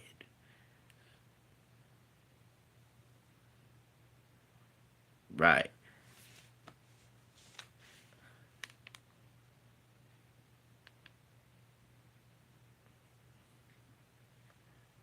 Did y'all hear the Haitian dude on Tariq talk about? Do you want to know about hidden heroes? I love that damn commercial. Yeah, Mateo. I love that jump. Yeah, Mateo. Tethers are the biggest crybabies ever.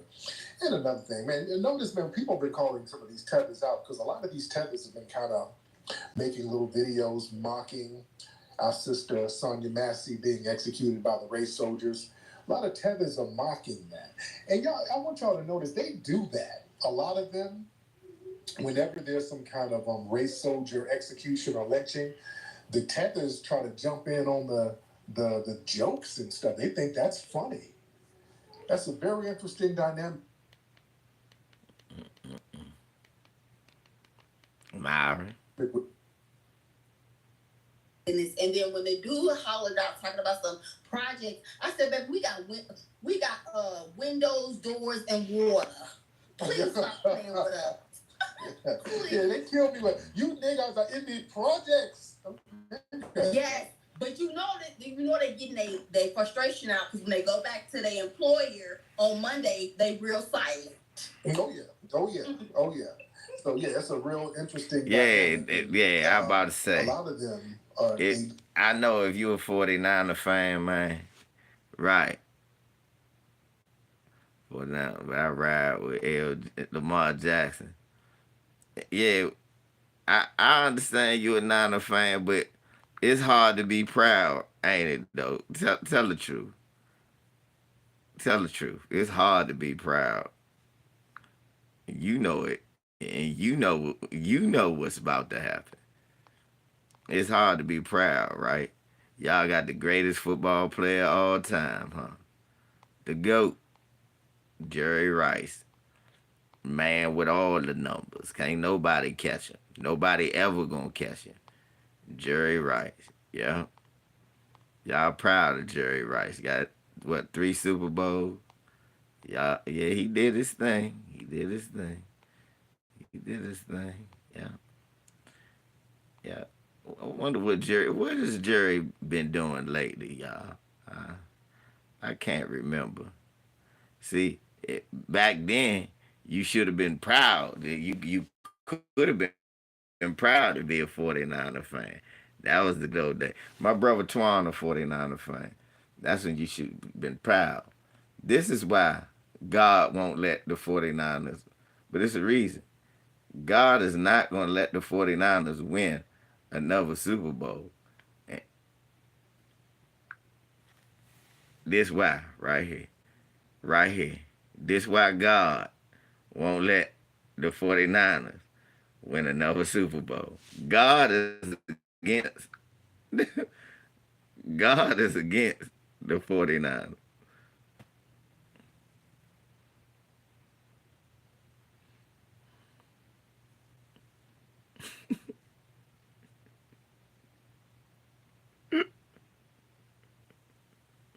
Yeah, God ain't.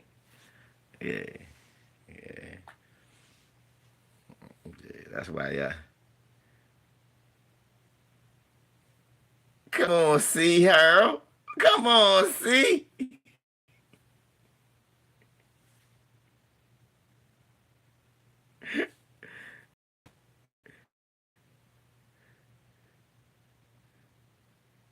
Yeah.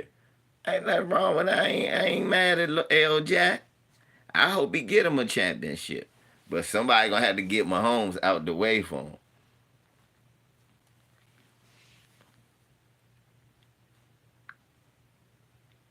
That's how he gonna have to get his championship. Lamar gonna have to get his championship the way all them niggas gonna have to. Somebody gonna have to get Patrick out the way. Yeah, this why for all 49er fans, this the only reason that y'all ain't gonna win a Super Bowl no more.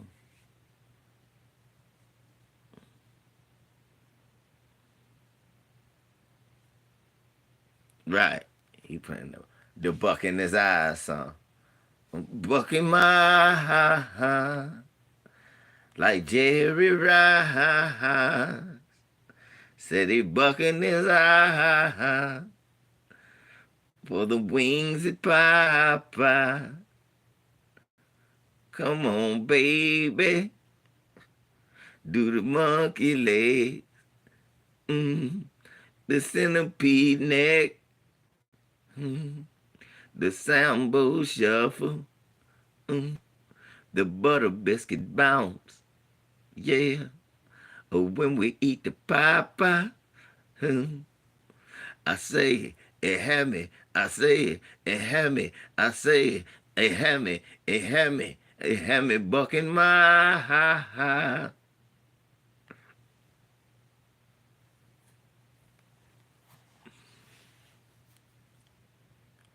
nigga. Two things: no dignity and no money. Jerry done fucked up the bread, obviously.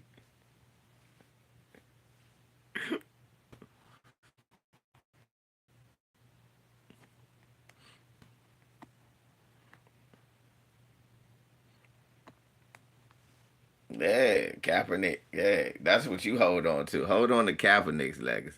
Do not hold on to this. This is not the thing.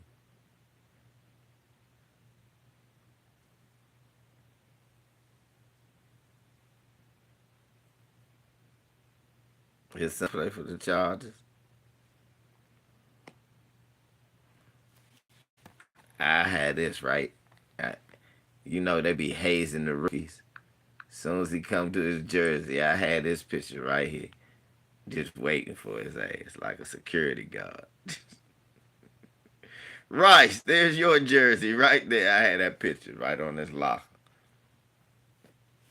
And just stared his ass like this.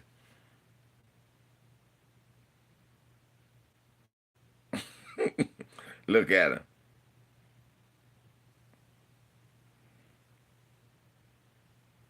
Nod my head, y'all. And walk away. Don't say nothing. Just look.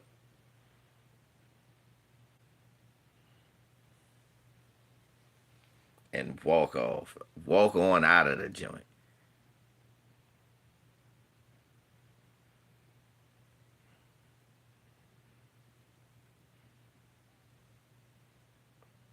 Niggas better know that's how I'm going with mine.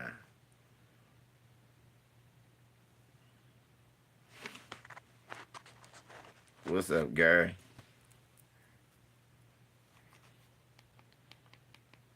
Haitian man said we don't deserve reparations. Bunch of false brothers talking about the museum. The museum been up for 2 years. Damn, I was just in Long Beach yesterday and finna come, but it closes at 4. Like, yeah, that shit was funny. When my man Eric came. Because if you gotta lie about a museum that's open and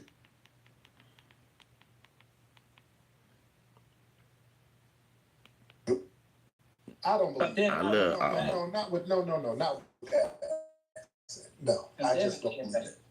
Not with that accent. No. This is one of the accents in Louisiana. You just said no. Where are my Louisiana? It's the truth. Where are my Louisiana people? Do anybody in Louisiana sound like this Negro here?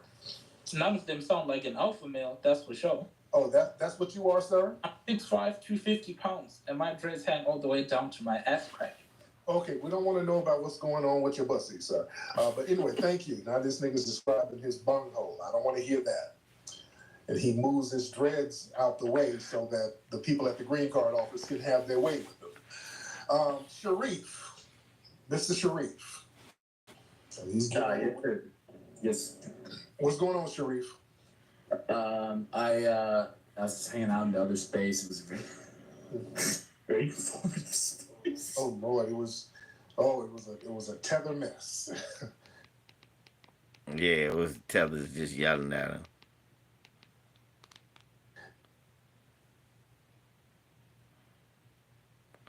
Yeah, what made you say that? Hi, buddies. My lips hang down to my ass Born crack. to be famous. It is That a makes me an multiplayer alphabet. MMO mobile game What? developed.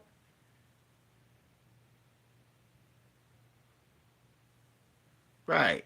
It's like, I was in an enclosure. What part of Louisiana is you from, nigga?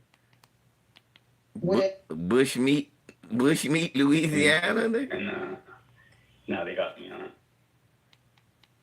Suboxone. That nigga on Bushmeat. That nigga from Bushmeat,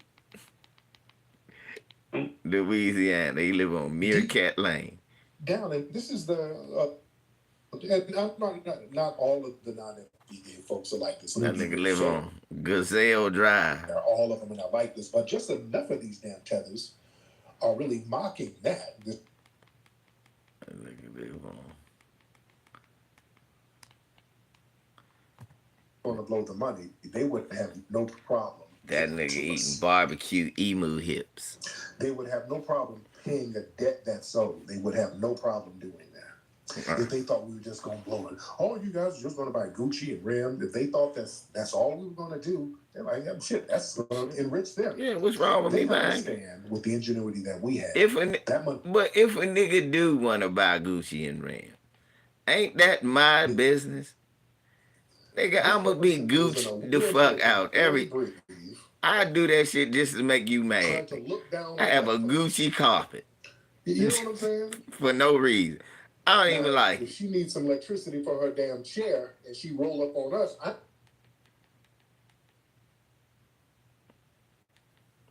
Yeah. No, that's not a real question. So let me actually shape the question. Like, niggas be. Oh, this is that nigga from Baltimore talking about he don't believe that we gonna get reparations. Hey, Bert, man. Yeah, one So I don't really know her family for real. That's interesting. That's interesting.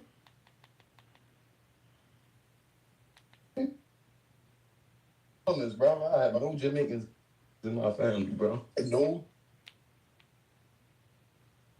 Jamaicans in your family in Baltimore? No Jamaicans, bro. All the Jamaicans live out the county, bro. I'm from East Baltimore. I don't know Jamaicans. Okay, so you ain't got no Caribbeans in your family on your mama and dad's side? Hell no. My father from Kenner, Louisiana, bro.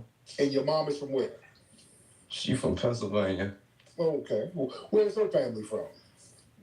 I actually don't know, because I don't know her parents. Like, my mother don't know her father. And then I only met her mother one time when I was like 10. So I don't really know her family for real. That's interesting. That's interesting. How come your mama don't know her family? I mean, you gotta ask her family. That's just a big question mark to me. She don't like talking about that shit. Yeah. That's something weird. If you don't know your family, Right, John. Mama's side, you don't know your mama, you don't know your grandmother. No Maryland to claim this one. I know her because I met her once. Nobody from Maryland nowhere claim him. Why is your mother estranged from her mother and her family like that? I mean, she had a little issue, you feel me? I'm not gonna say it. Even if she was on the pipe, she don't fuck with her family, y'all. Yeah, even if she was on the pipe, y'all would still have some kind of. Oh no, my mother never did drugs. She ain't. The only thing she ever did was smoke cigarettes when she used to go to church and shit. Right, but you don't even drink alcohol, bro. Like my She mother used to smoke cigarettes when she used to go to church. But what? He said that like church make you smoke cigarette. What you mean? What others, bro? Yeah, what other reason? Thousands of things that can happen, bro. Like what? That you wouldn't know. Why would I say in front of 1,000 people, bro? It's my mother business, my nigga. But dude, that still what? Have some kind of. I be talking to your people, bro. These niggas run around saying all my information. Oh, his name is nobody and all this. You get what I'm saying? That's legitimate. We as foundational Black Americans, we have relationships with the family, even if we don't like them. We know them. Mm-hmm. So what you're saying is strange. That's what I'm saying. They're there forever. If that's the way you want to shape it. I'm saying foundational Black Americans, even if I got family members. I mean, just to be clear, I don't identify. I got family members I don't really kick it with, but I know them. It's like if you ask me who they are, like, I don't know. That don't sound right, brother. That sounds like they might be eating out there immigrants. Yeah, that might make sense. Yeah, we do got some clowns here. It would only make sense. Here, there, everywhere. As far as I know, bro, they're not immigrants, bro. This nigga come talk about how he don't think we gonna get reparations, but he for it. Questions about the background. And now we're getting answers. All right. Eric. This is my man EJ. EJ, hop in. What's up, Tariq? How you doing? You can hear me? I can hear you real good, bro. That's my man EJ. That's Eric Johnson that be in here. Shouts out to EJ. Paradigm shift. They need to change their paradigm. Listen to this. Listen to this. Now, I find. Listen to this. This. Pushing for reparations. Now, Tariq, the issue that I have with reparations is that the rhetoric, the average person's rhetoric, it seems as if they're promoting victimhood. It's a perpetuation of victimhood. And what I think is... What's wrong with that? What's wrong with pushing victimhood when you're a victim of white supremacy? What's wrong? No, because black people are I believe black people are genetically superior to white people. So we're victims of white supremacy. We're victims of white supremacy. Like you, you're a victim of white supremacy. No, give me a second, Tariq. Go ahead. We are not victims. We are victors. This is why I believe black people need a paradigm shift. They need to change their paradigm. Now, I find it strange, Tariq, that this organization would call themselves Victimhood Forever. That is an embarrassment. Right? But hold on, give me a second. Tariq, just give me 1 second. Because they are indirectly perpetuating victimhood. Now, who knows who they are? Victors. Black folks are the most creative individuals on the planet. Right. For you to sit here and perpetuate this notion of victimhood is dangerous. It is dangerous. Now, I believe believe that. You better calm your little.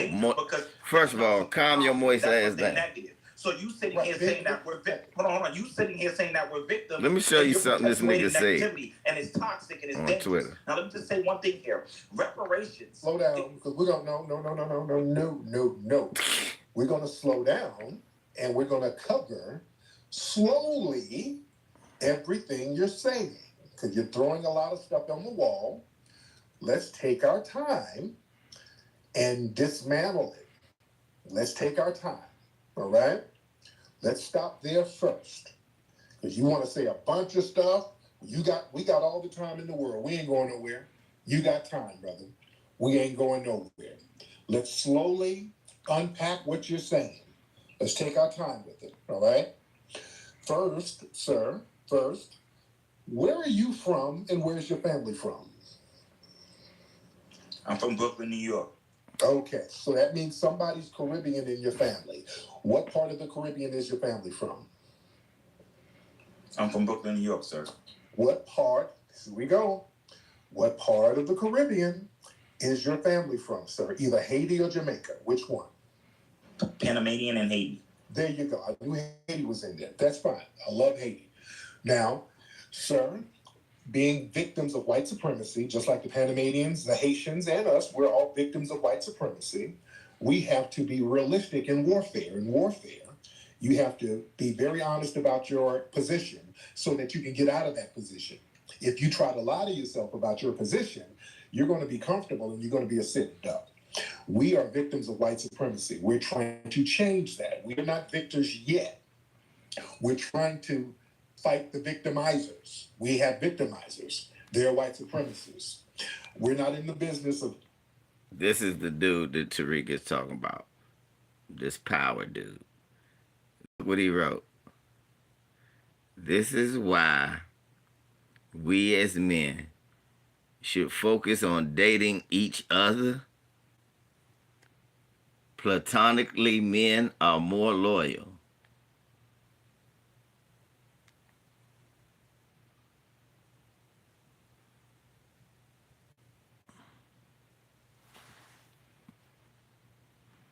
Nah, nigga, I'm good. Nah, I'm good. That's what I wrote. That's what I wrote. Look, that's my post.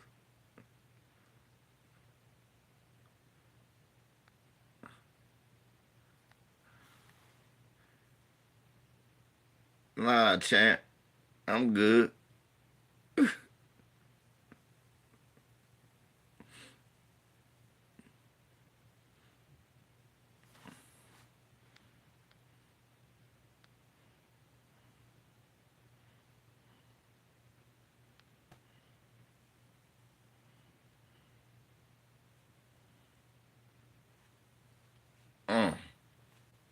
So let's listen to a man who says men should date each other. That's going to make us feel good. Let's see if we hear some moistness. Make us feel good.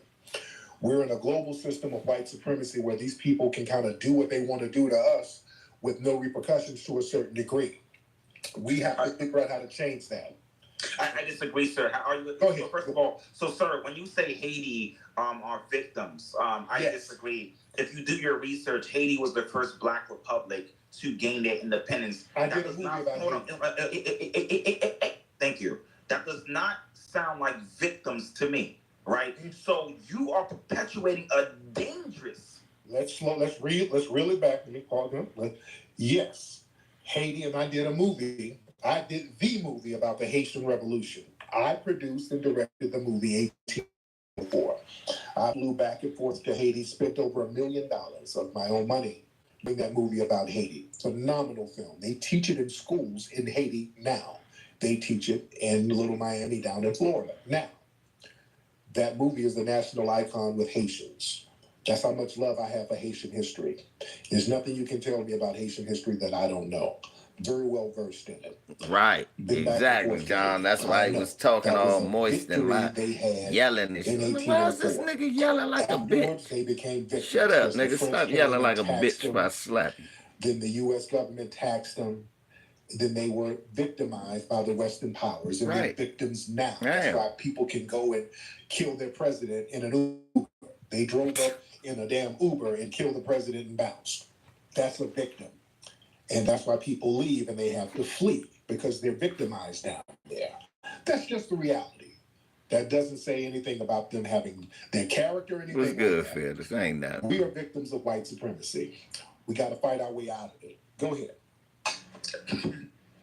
So, in order for us to fight our way out of white supremacy, we need a paradigm shift. And that begins internally. We need to change mindsets. We cannot continue to think that we are victims. We are not victims, right? Now, this systemic racism, it is real, right? I'm not denying that racism is real. But in the words of Toni Morrison, racism functions as a distraction. This is called Toni Morrison. Focus on what I call economic progress. Okay, so if you read Powernomics, we need to focus on creating and building an economic power base. Now, this rhetoric, right, is dangerous because you don't know who's in this space listening to this. We can have 18, 19-year-old individuals in this space, this conversation, and you're saying that we are victims. Okay, then where is this economic power base in your family's homeland of Haiti and Panama? Where's the economic power base? Show an example of where you built it in the homelands your families are from. Where's that economic power base? You see? It's a process. Right? It's a process. It's a process. It's not a process when you bounce. When your family left and go to Brooklyn, it's not a process no more. They've abandoned it. They've abandoned the process, sir. So you can't abandon your homelands and then come tell us what the strategy is when you failed. Because sir, I was born here, sir. Yeah, they anchored you here. No, I was born here. And by the way, anchored you here. Yes, They anchored you here, sir. And that's because of us. That's because of the 14th Amendment that we fought for, sir. Sure. Hold on, sir. You did not do any fighting, sir. Oh, yes, I did. This is all lip service. You did not do any fighting. No. Yes, my family did. Oh yeah, and I'm my family. I'm talking about you specifically. Nigga, you just took motherfucker, you just took credit for 1804. You took credit for 1804. That's your lineage, right? You took credit for that. I'm taking credit for my family. My family stood on 14th Amendment business to help get you over here, sir. I am my family and my family is me. You understand? I am my family and my family is me. Who's that at the door, son? Oh, hold on, somebody's at my door. Hold on. Well, go ahead, sir. Hold on. Go ahead. Thank you, sir. And by the way, 1804 was phenomenal. I watched it twice. Thank you so much. Again, that's my. All right, thank you, man. Yeah, that's how much love and respect I have for the Haitian Revolution. That was powerful. I'm very inspired by that. Dessalines, Toussaint, Christophe, they did their thing with that. I have nothing but respect for that. But we got to be very honest. What happened afterwards? The white supremacists tried to double down. And then they resubjugated the people because of Western powers. They didn't want to see a black nation be strong like that. So Tariq, so when do we hold black people accountable for our behavioral patterns? For our mentality. When do we hold black people accountable? We have a consumption problem. We consume more than we produce, and this is why I believe that you don't beg for reparations. You create reparations by being a producer, by producing more than you consume, by being an entrepreneur, by being a hustler. Right? We don't create reparations by coming on a white man's platform. A white man. Right? You want to talk about white supremacy? You are on a white man's platform talking about white supremacy. And he on a white man platform right now. Audacity. The audacity. Right? And what I'm simply saying here, because I'm very passionate, so I'm not yelling at you. What I'm simply saying here, right, is that we need to focus on being producers, entrepreneurs. And you are on a white man's app talking about white supremacy. I find that symbolically strange and bizarre. Now, it's equally bizarre that a man who has a Panamanian and Haitian lineage, where people over there busting each other in the head and kidnapping villages, are telling us about black folks pulling it together. Isn't that strange too? Go ahead, sir, because that's equally strange too. From somebody who comes from a lineage of Sir, it's not strange. It's called constructive criticism. Right, but are you in a position to be constructive in criticizing us when it's all going to hell in your homelands in both sides? Well, the only difference between tethers and FBAs is that, Haitian tethers is that we gained our independence. You guys haven't. That's the only difference. Right, so don't you dare tell me. You had to pay the French. You had to pay the people off yourself. We ain't never had to pay back. It doesn't matter. We still gained our independence. No. You had to pay the people who whoop your ass, and you beat them, and then you had to turn around and pay them. And that's why you poor now. Slave owners. We didn't have to do that, and we're telling them. Well, you guys didn't have to. You had to pay reparations to the people you defeated. Come on now. Do we really want to go there? If you gained your independence, you beat them and then had to pay them reparations, and it put your country in the hole financially right now when people over there eating dirt cookies. It doesn't matter. We still gained our independence, and that's currency in itself, sir. That's currency in itself. Do you know what currency is, sir? It's not successful, though. No.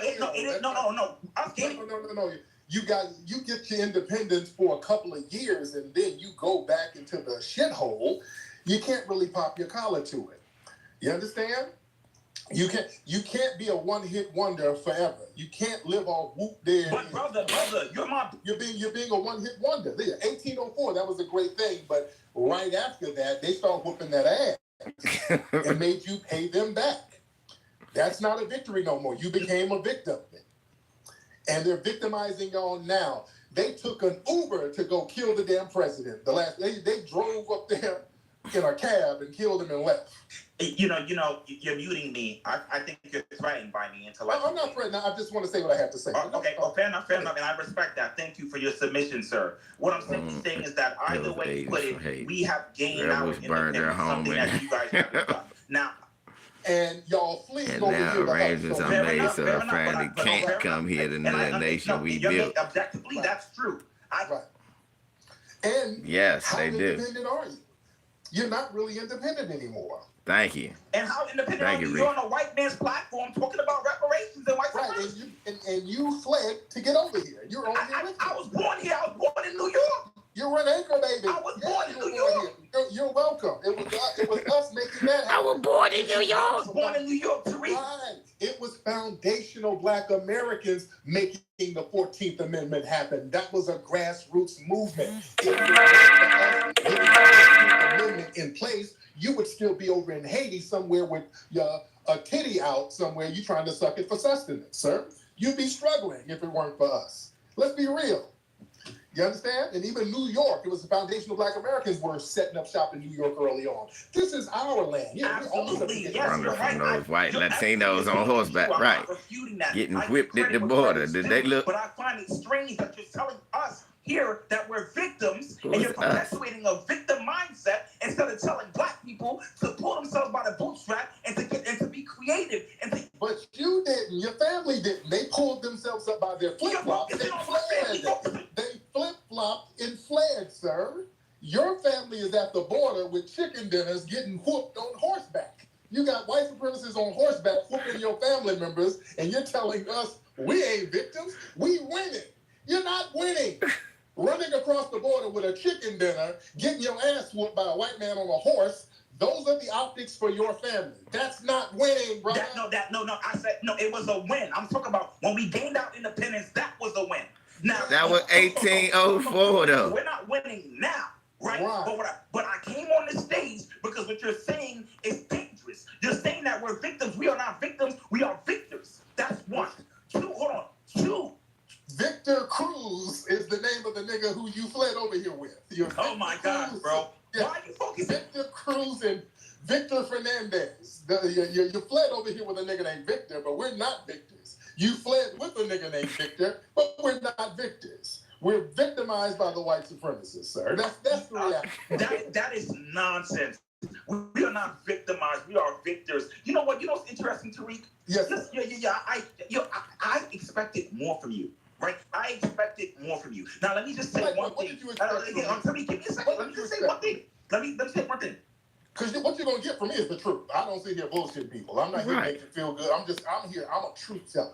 I kick it and just say what it is. But go ahead. And I respect that. But we need to change our mindset. You know, I just finished reading this great book called Black Rednecks and White Liberals. And it's so interesting that Thomas Sowell says that most Black Americans' behavioral patterns are not original, right? They inherited those behavioral patterns from white Southern dirty rednecks. And that's my point. We need to change our mindset. Even Black. And that Thomas Sowell is a paid, he says, Sambo. And how do we know that you're not a paid coon? Because you're promoting victimhood. I'm too thorough. I got too much grassroots support. That's how you know. Thomas Sowell don't. White supremacists can't stand me. So that's how we know. You understand? Thomas Sowell says a lot of stuff that the white supremacists want to hear. We don't got nothing to do with no redneck culture. Rednecks are dirty, filthy trail of trash. Foundation of Black Americans, we ain't never been no dirty, filthy, trashy people. We ain't never been no funky, musty, dusty, shantytown living Negroes. That ain't never been our culture. We've been the epitome of cleanliness and morality. Let's keep it a buck. That's not us whatsoever. We despise that dirty redneck culture. So that's all cap. But No. That's debatable. So you're talking how so? Debatable how so? Go ahead, my brother. Where you at? Yeah, I'm here. Okay. That's debatable. If you do your research in the antebellum South, before Black people even adopted certain mentalities, right? They got those behavioral patterns from white dirty rednecks. Now, the facts are the facts. Thomas Sowell has substantiated these claims. Right, so what did we get from them? What did we get? Yeah. You said what? What did we get from the rednecks? Oh, AAPE, Black English, sexual laxity,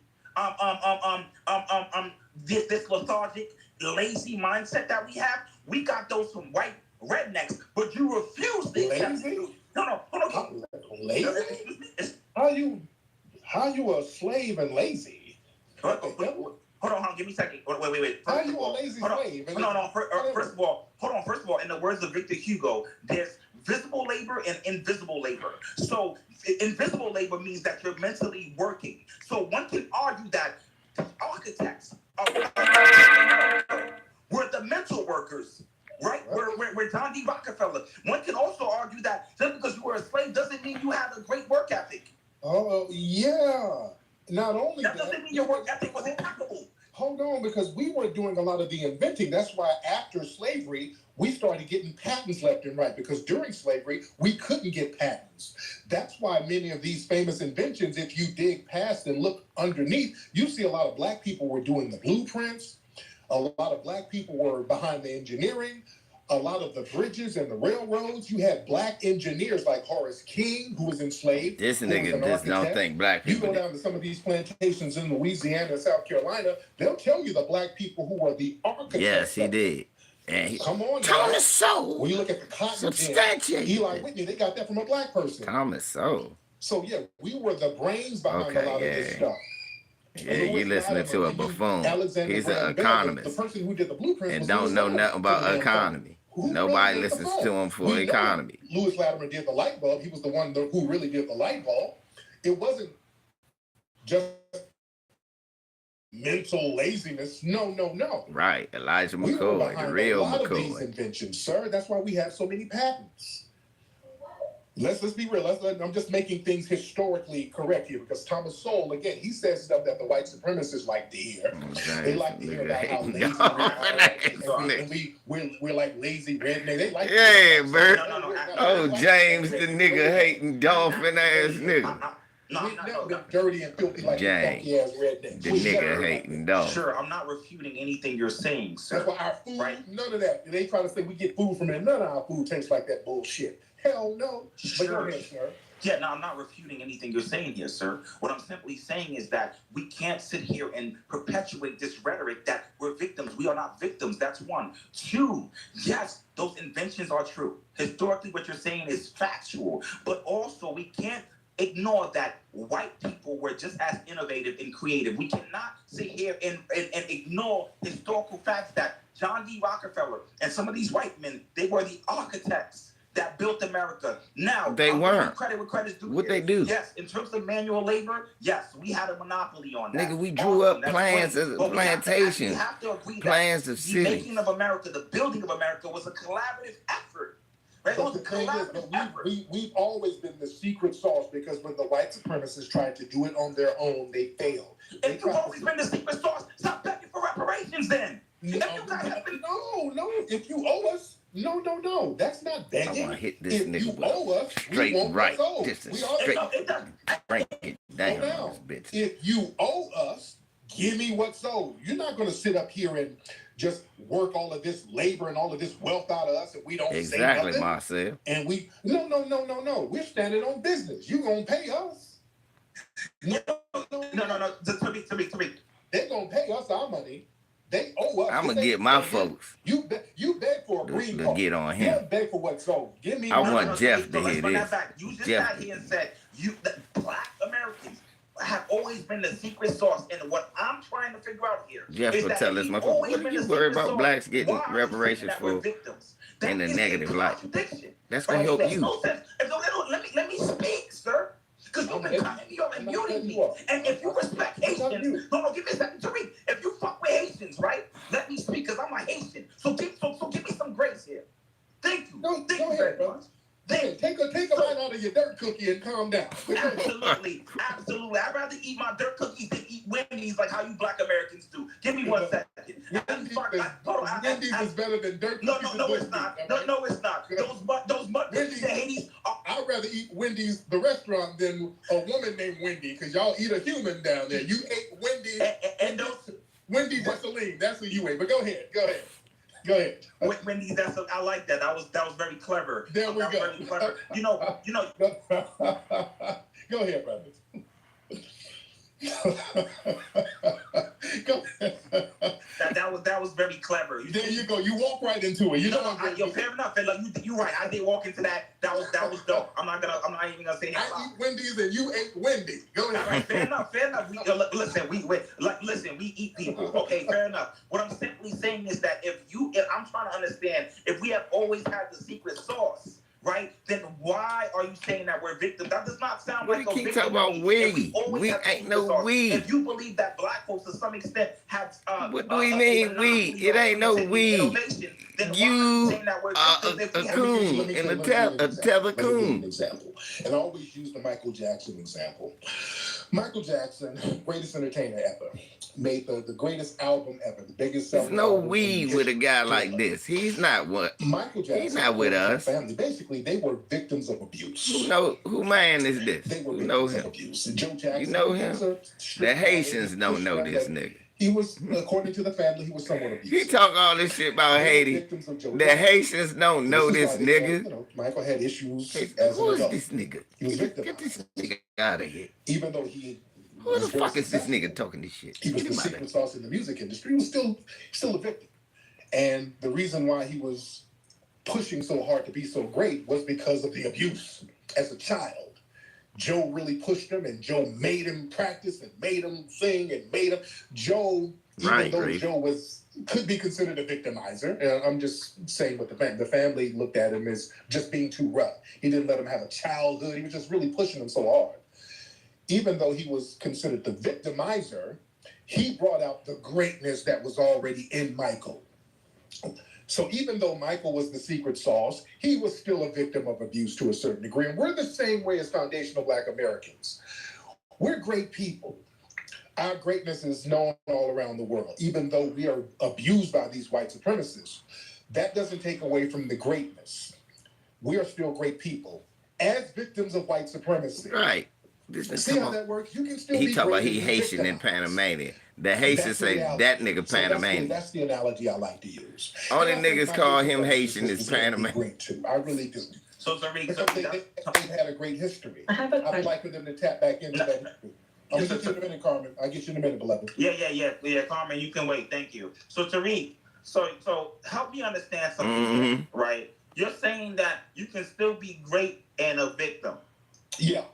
That's what you're telling me. So that's the best you got.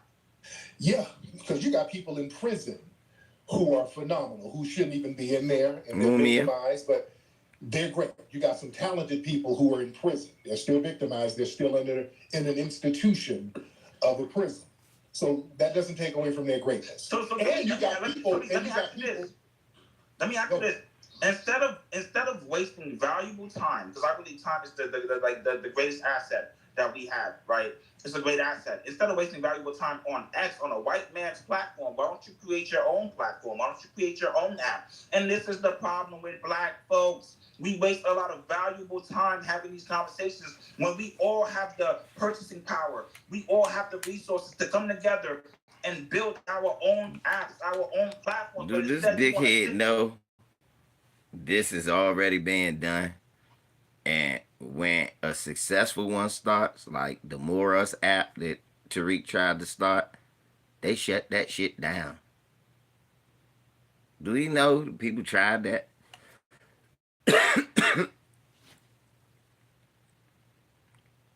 Who remembers Black Junction TV? Sit here and call me a tether, or you want to sit here, and this is what I'm saying. To me, in my opinion, it seems to me that there's a poverty of the imagination in most Black Americans. Right? This is why I call you guys foundational broke Americans. I don't mean you guys are broke financially. I mean you guys are broke psychologically, creatively, because Tariq, you are very... But you're a Haitian. You see how that sounds coming from a Haitian? You can't say that, and you come from the most impoverished place in the Western Hemisphere. You're not at liberty to point fingers. You understand? I'm not pointing fingers, sir. What I'm saying. Yeah, Adam 22 is the worst one. Point fingers, sir. You come from the most impoverished place in the Western Hemisphere, where the poverty level is excruciatingly high. So you can't point fingers. But anyway, thank you so much, sir. I don't want to talk in circles. Let me get some more people in here. See, this is what we're saying. You can't be from Haiti, or your family from Haiti and Panama, two broke places, and then point the finger at FBAs talking about what we ain't doing. We're doing better than that. Carmen, hop on, ma'am. Oh my gosh. How are you, Carmen? Turn the microphone on, dear. Carmen? I'm good, yeah. Can you just not do the muting thing all the time? Because... Oh, no. We got to have decorum, man, because what happens, a lot of non-FBA people, they're used to just bickering and yelling and talking over each other, and nobody can understand anything. So if there's not any real decorum, I have to have order in here. So that's fine. Yeah, we got to have order. But go ahead. I understand that. Now, you're Latina. I hear your Latina accent. What are you, Puerto Rican or Cuban? Oh, no, I'm not, no. I don't hear a Latin accent, Carmen? No, I'm Canadian. Maybe that's... Oh, okay. Canadian. Yeah. The Black Canadian girl. Where's your family from? Do I have to go into all of that, or? This is not let's make a deal. All right? My parents are from Jamaica. Okay. Now, what's on your mind? I was close, but what's on your mind, dear? So, I just wanted to just ask a question. Go ahead. On what Power was saying. It might be a little bit off topic, and I'm not placing judgment on anybody. Mm-hmm. But in terms of like the Black community, okay, what do you think is going to drive us towards real change? Okay, and what I mean by that is not depending on the powers that be. She in Canada. Because I do not necessarily believe that they have our best interest at heart. They don't, but you in Canada. And let me just give a little bit of an example. Okay, so when 2008 came about and Obama was being considered for president, and everybody worldwide was excited. We were even celebrating here in Canada. And it became a little bit of a concern after his 4-year term ended because there wasn't much change that occurred. Right? So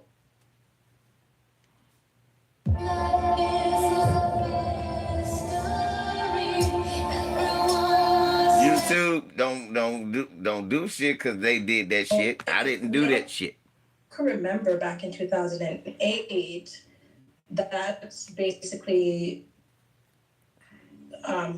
was Obama's slogan, right? Change, right? Seeing change in America, seeing change in the world. Why is she And talking then about Obama? especially with the Black community being that the Black people were classifying him as Black, right? Even though he's biracial, but we're still going to classify him as Black because he is ethnic, regardless of his parental figures, right? So even though we understood that he had a white mother, we still labeled him as Black because we're really looking forward to the change that Obama was due to bring, right? So now, after these 8 years passed, right? I'm not saying that President Obama didn't do anything for those 8 years. okay? Exactly. Not for us. No, he didn't do anything for us. But go ahead. Right. So that's the point I'm gonna get to, right? Because I know people are gonna say, well, he couldn't possibly do much within the 8 years. Understood. Okay, he only had 8 years to be president, whatever. But everybody only has 8 years if they love. We haven't really been. We haven't seen much change in terms of in the economy. As a matter of fact, the economy is much worse than it's ever been. It is. After Obama became president and Donald Trump became president, Donald Trump basically set us back 50 years, okay? And then we had Joe Biden, who was president for 4 years, basically didn't even do anything. He was like a walking zombie, okay? And now everyone is advocating for Kamala Harris. So my question is, or Kamala, sorry. My question is, right? What do we really expect Kamala, even if Kamala does become president, okay, regardless if it's her or Donald Trump, if Kamala does become president, what do we think Kamala is really going to do to bring change to the world, let alone the Black race, okay, to move us further into a better future for not only ourselves, but our children? Yeah.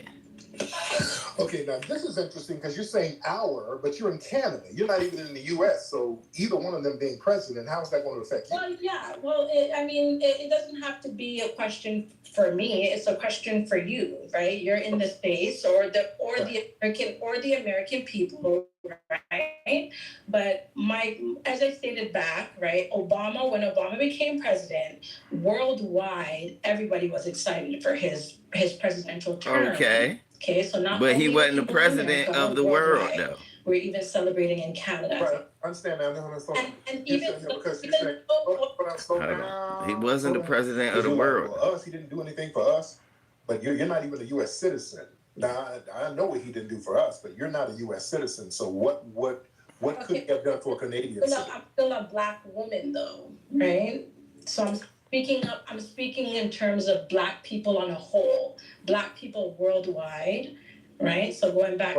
Okay, let's unpack that. Let's unpack that because going back to what Power was saying. Hold on, let's unpack that because a lot of people who are let's go into Jamaica. I've heard Jamaicans say, "Well, I'm Black and Jamaican." Oh shit! I heard somebody say, "You might think I'm Black. I'm not. I'm Jamaican." I heard some Jamaicans say, "Well, I'm and not the girl Black, looked at him like, "Nigga, if you get the people fuck say away that. from So me." they othered Blackness. So a lot of them don't even view themselves as Black. And in fact, Jamaica has a lot of different caste systems there. That's where your girl Kamala's family is from. They come from that caste system. Her dad, there's no evidence of her dad ever identifying as Black. Zero. No evidence. They just say he's Jamaican, but what the hell kind of Jamaican? That man is never. Let me go ahead and end that right now.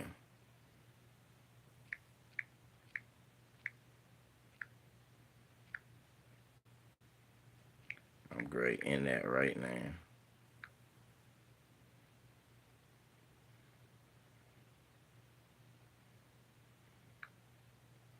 Today, not tomorrow, not next week. Today is the day I hope you will donate to support our movement. Because the truth is, time is running out. Bitch, nah. Yeah, the time gonna run the fuck away if I got to do it.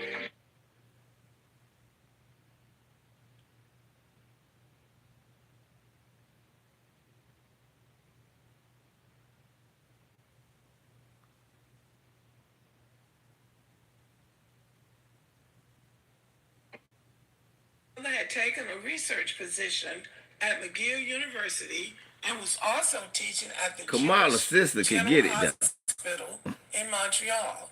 Kamala lived in the city for 5 years and graduated She the dark from one. Westmount High School there. Although she spent part of her teen years in Canada, most of her childhood, although her parents divorced, her younger sister, her father remained active in her life. This is what Kamala writes about her father. My father, like so many Jamaicans, has immense pride in our Jamaican heritage and instilled that same pride in my sister and me. We love Jamaica. He taught us the history of where we're from, the struggle and beauty of the Jamaican people, and the richness of the culture. According to a 2021 article, Harris and her father, Donald Harris, a former economics professor at Stanford, are on good terms. Now, he is an emeritus professor right now, which means he's retired, but he can still use the title Professor Emeritus of Stanford University, which means he left on good terms. But he did get upset with her because back in, 2020, somebody asked her about whether or not she had ever smoked weed. And she said, "Are you kidding? Half of my family is Jamaican." And her father didn't like her referencing his family as weed smokers. But he was just being a father. He didn't want her out there saying things like that about the family. And the media tried to make more out of it than what it was, I believe. Because from all indications, she's on good terms with her father. But it appears that it was her mother that shaped her ambitions and instilled pride and self-confidence in her daughter. You can say about her, a couple of being sworn in, college graduation. I'm not sure if this is a colon cancer, coastal Indian, be tempted to come on history to kind of content. So I'm doing this today. Where is that jump? She had a good picture. Like Kamala Harris in Jamaica. Because I wanted to give some background. With her but grandma. Now I want to focus on her mother.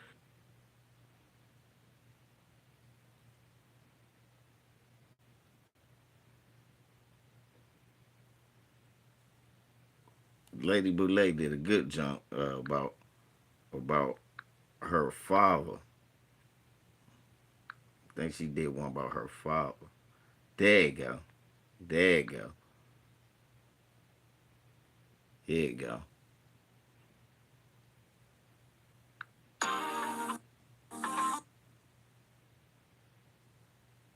How come? No, that's what.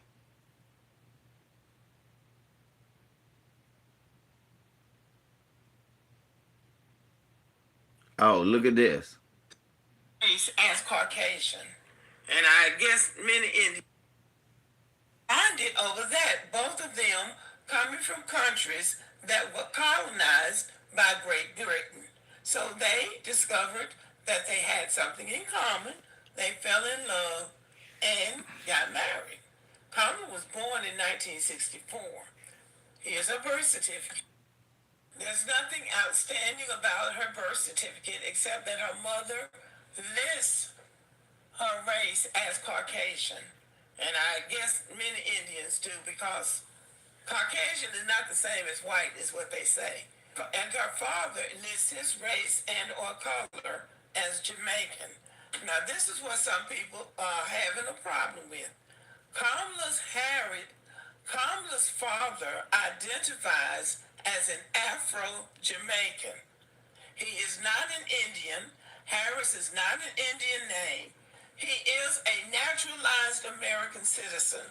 At Berkeley, he is known as the first African American to receive a PhD in whatever he received it in. Yeah. So he identified, this is Kamala with her Jamaican grandmother.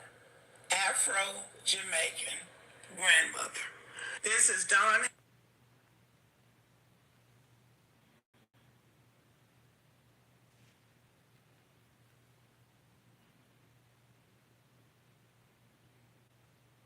That's Kamala Harris' grandmother.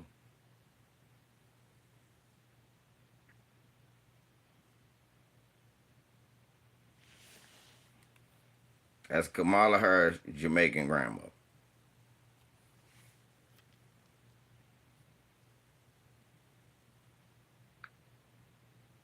Yep, that's her. That's her grandmother.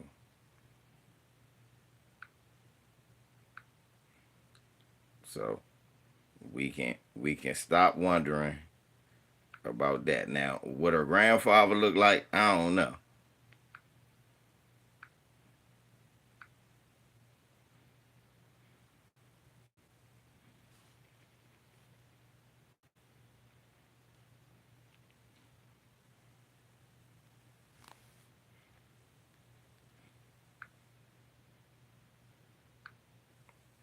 So we just learned something. I want to teach people shit.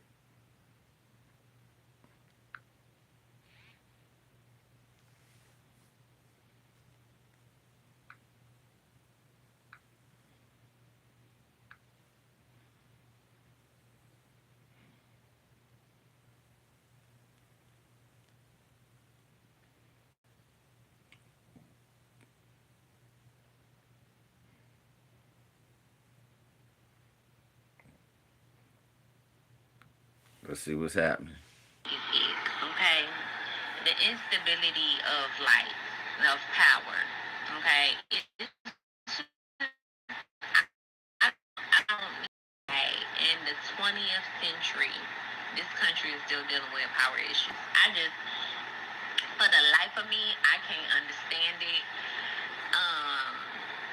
And it's just, it gets out of hand. Sometimes you go the whole day with no light, no AC. Why? Why? You need a generator, love. Like, no ifs, no ands, no buts. You need a generator, period. Don't matter what's sick of it. In Ghana, men have no respect for their body parts. And I think it's really disrespectful because as a woman, I'm not allowed to do that. I'm considered filthy. I'm considered nasty. That's considered not ladylike. But at the same time, they can go ahead and whip their dick out with my 10-year-old daughter behind them and pee. It's disgusting and it's ghetto and it's trashy. I can't stand it. I can't stand it. Okay?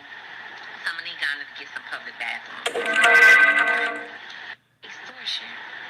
You go to the post office, you're being extorted. You go to the passport office, you're being extorted. You go to the airport. Okay? The instability of life, of power. There you go. There you go. That's the motherland. Let's go back to the motherland, brother. The land that we come back. Our people, when you're around. Oh, she talking about her experience living in Ghana. That's what she's talking about, Dragonfang. Her experience living in Ghana as a black American. There's no power. Ghanaian men is just pissing, pulling their dick out and pissing around children.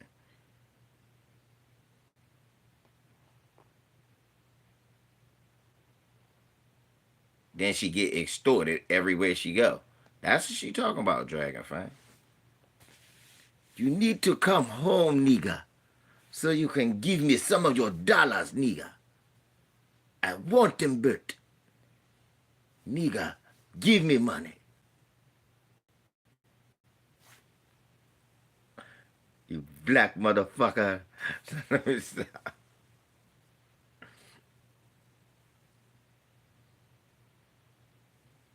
Like how Eddie Murphy said, they be coming. Eddie Murphy, fuck you.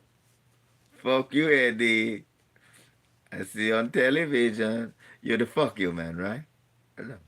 Suck my dick, huh? Suck it, you black motherfucker. The fuck you, man.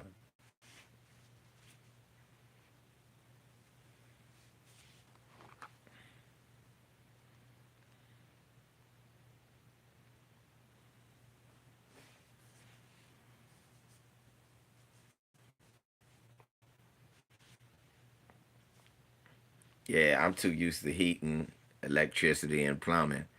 I'm sorry, I'm a spoiled Negro. That's why I don't even go. Identify It's as certain black states I and won't not go being to. Kamala either. They keep Yeah, it's certain states I won't go to because of that. So y'all know. Fuck that. It's certain states. Thank FBAs for motherfucking plumbing and air conditioning. Who thought of air conditioning? Who thought of air conditioning? 'Twas us.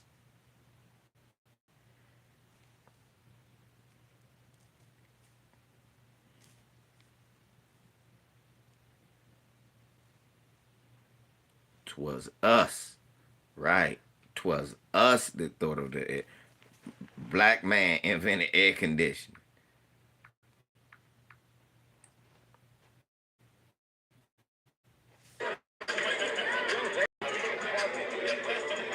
A black man invented air conditioners.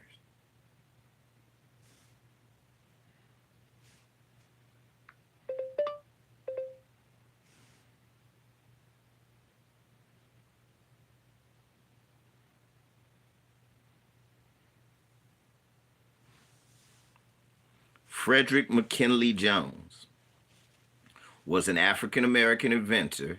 No, was an FBA inventor, an engineer who designed first portable air conditioning units for trucks. He invented a patented in 1935, allowing trucks to transport fresh food across the country without spoiling. That was refrigeration.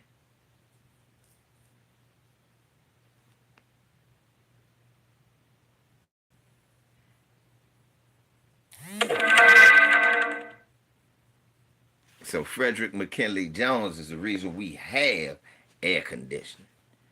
And it's the reason why motherfuckers don't. Because if you don't got FBA wants to be cool. Literally and figuratively. We always want to be cool. Nigga, being a hot nigga is never good in FBA lane. That's how you know Bobby Shmurda was a tether. Cause the song Hot Nigga, I'm like, hot nigga? Nah, you just keep your hot ass away from me, you hot ass nigga. That's some tether shit. We don't fuck around. That's how I knew Bobby Shmurda was a tether. The song Hot Nigga, Bert. Hot nigga. We don't fuck with hot niggas. Hot niggas better get they hot ass the fuck on away from around me with your hot ass.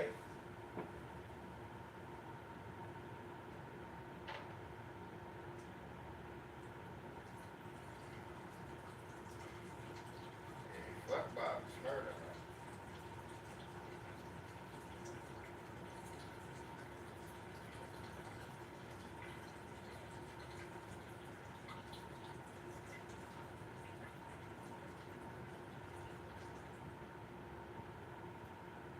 Bobby Shmurda, think about it.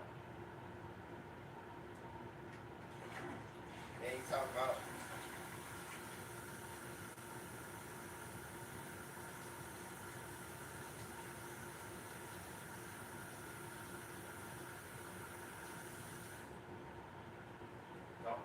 how he gonna do something that niggas on. Oh, all y'all niggas say my name? I'm booming you on camera. I'm booming you on camera. Ain't that what he said? He booming you on camera. Hot ass nigga. Hot ass Bob Shmurda. Fuck Bob Shmurda, man. Tether, Bobby Tether.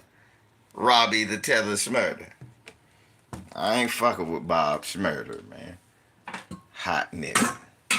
That shit make me mad. That's the man. This nigga insulting the crime game. Niggas don't like being hot. Niggas like being lukewarm. Niggas like being lukewarm. They do not like being hot. Gotta get my motherfucking grub together in a minute, y'all. Make me some motherfucking Sunday dinner. Bobby Shmurda, Dale. Oh, Rob Schmurder. You don't know about Bob Schmurder there? Bobby Schmurder. But yeah, he was dancing on the table like a monkey to get a deal.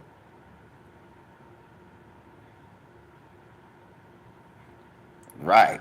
He cool. Yeah, we like cool weather so we can be fresh and fly and geared up. Not bummy and trashy with flip-flops on. Yeah, dancing on the table for Epic Records. Like a cool Bobby. Remember? That was Bobby Smurf. Doing the monkey legs, rapping and shit. Monkey legs, do the monkey leg. Helicopter arms and all that shit. Cooning. Just, it was unbecoming. Crazy. But shit, anyway, man, let me get out of here, man. I got some shit I need to handle.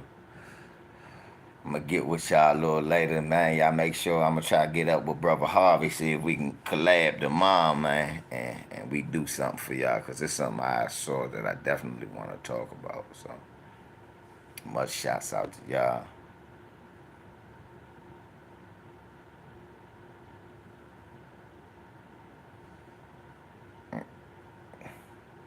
Nah, I don't know. Bobby Shermana.